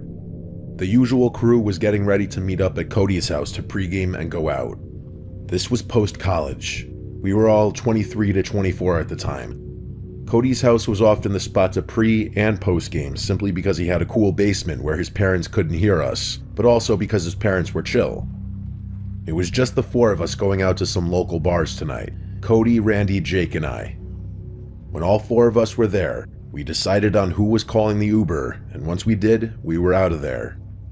Fast forward a few hours at a bunch of dive bars and then a dance bar, and eventually Cody and I decided to go home. We were tired. Randy and Jake were staying out later. Cody called the Uber back, I think, and he offered me the pull-out couch in the basement when we got to his place. He came downstairs with me to help me set it up, and while down there, we played a game of Madden. Honestly, I've always sucked at Madden, so he destroyed me and I didn't want to play again. I was tired and just wanted to sleep the alcohol off before I made the inevitable hangover even worse. Cody went upstairs and shut the door, and I was left alone in the darkness. The only thing that kept that basement from being complete and total blackness were the lights from the cable box clock under the TV, the actual standby light of the TV itself, and a slight green glow from a Heineken mini fridge on the other side of the basement. That mini fridge would also provide some weirdly relaxing white noise that would help me fall asleep. So things faded to black as I knocked out like a baby. A drunk baby. I woke up and it was still dark. I didn't know what time it was, but I knew it was still late at night, or super early, whatever you want to call 3 or 4 a.m. My mouth was so cotton-mouthed dry I could actually barely move my mouth. I stupidly didn't think to bring down a bottle or a glass of water before going to sleep. After drinking all that alcohol, it was no wonder I woke up. I just really didn't want to get up though. It's a very familiar and relatable conflicting feeling that anyone who's woken up hungover and thirsty has felt. I tried to ignore it at first. I rolled over to get a look at the Heineken fridge to see if anything was in there, but it was just alcohol. And then, for whatever reason, my eyes darted to the other corner of the room. I felt like my eyes were playing tricks on me at first, but I could swear I was looking at a black mass in the corner of the room. A black mass that I didn't remember seeing there ever before. I tried to wait for my eyes to adjust better to the dark, expecting the black mass to be some coat on a coat rack or something. But the longer I stared, the more I realized it was moving. It was a person. The amount of restraint I had to not scream was insane. I didn't think it was Cody just based on the sheer height of the mass alone. Without panicking, I had to figure out how to get out of there. After a tense couple of minutes, I sat up and fake yawned as if I was stretching, pretending I didn't notice that person in the corner. I then started fake talking to myself, like muttering complaints about not bringing water down here. Anything to give the appearance that I was oblivious and just going to get water, not run away and alert anyone. I got up and walked closer to the stairs, but also closer to the figure in the corner. And perhaps the most tense moment of my life was when I turned to the right to get to the stairs, and I hoped I wasn't grabbed. When I started going up the stairs, I didn't run or anything. I took it slow and normal to not draw suspicion. But when I was about halfway up, I took a curious glance down the stairs, and that black mass was now at the bottom of the stairs, and I can confirm it was a person. I almost tripped as I started to run up the rest of the stairs and slam the basement door shut. I then started running up the stairs to the upper level of the house to Cody's room, where I shook him awake and yelled at him that there's someone in the basement and that he needs to wake up his dad. And during that commotion, I heard a slam from downstairs, and I yelled, "See?" Cody got up, and we went to his parents' room where we woke up his dad, and I told him there's someone in the basement. He got right out of bed without asking questions and ran down both flights of stairs to the basement, noting that the basement door was wide open. And when I mentioned I shut the basement door, Cody's dad yelled at Cody to call the cops, and he did. We also noticed the back door to the house was now open. So when the three of us were done looking through the basement, we all went to the backyard to search, then the front yard, and then the neighboring yards, all while Cody was still describing what was going on to the 911 operator. I'd say we were searching for 15 minutes before the police finally arrived, and then they did their full search and formally wrote up a report for the incident. By the end of it, there were some neighbors waking up and coming outside asking if everything was okay. By that point, I was sobered up, terrified, and wanted to go home. So as soon as the cops left, I went inside to talk with them for a bit, then I said goodbye and called an Uber home, refusing Cody's offer to drive me home. I worried for them a bit that night, but I was not sleeping in that basement after that. In fact, I never did again. We'd still have pre-games and stuff there, but the feeling in that basement changed for a while after that night, where I'd always glance at that corner of the basement and just think back to that night. That black mass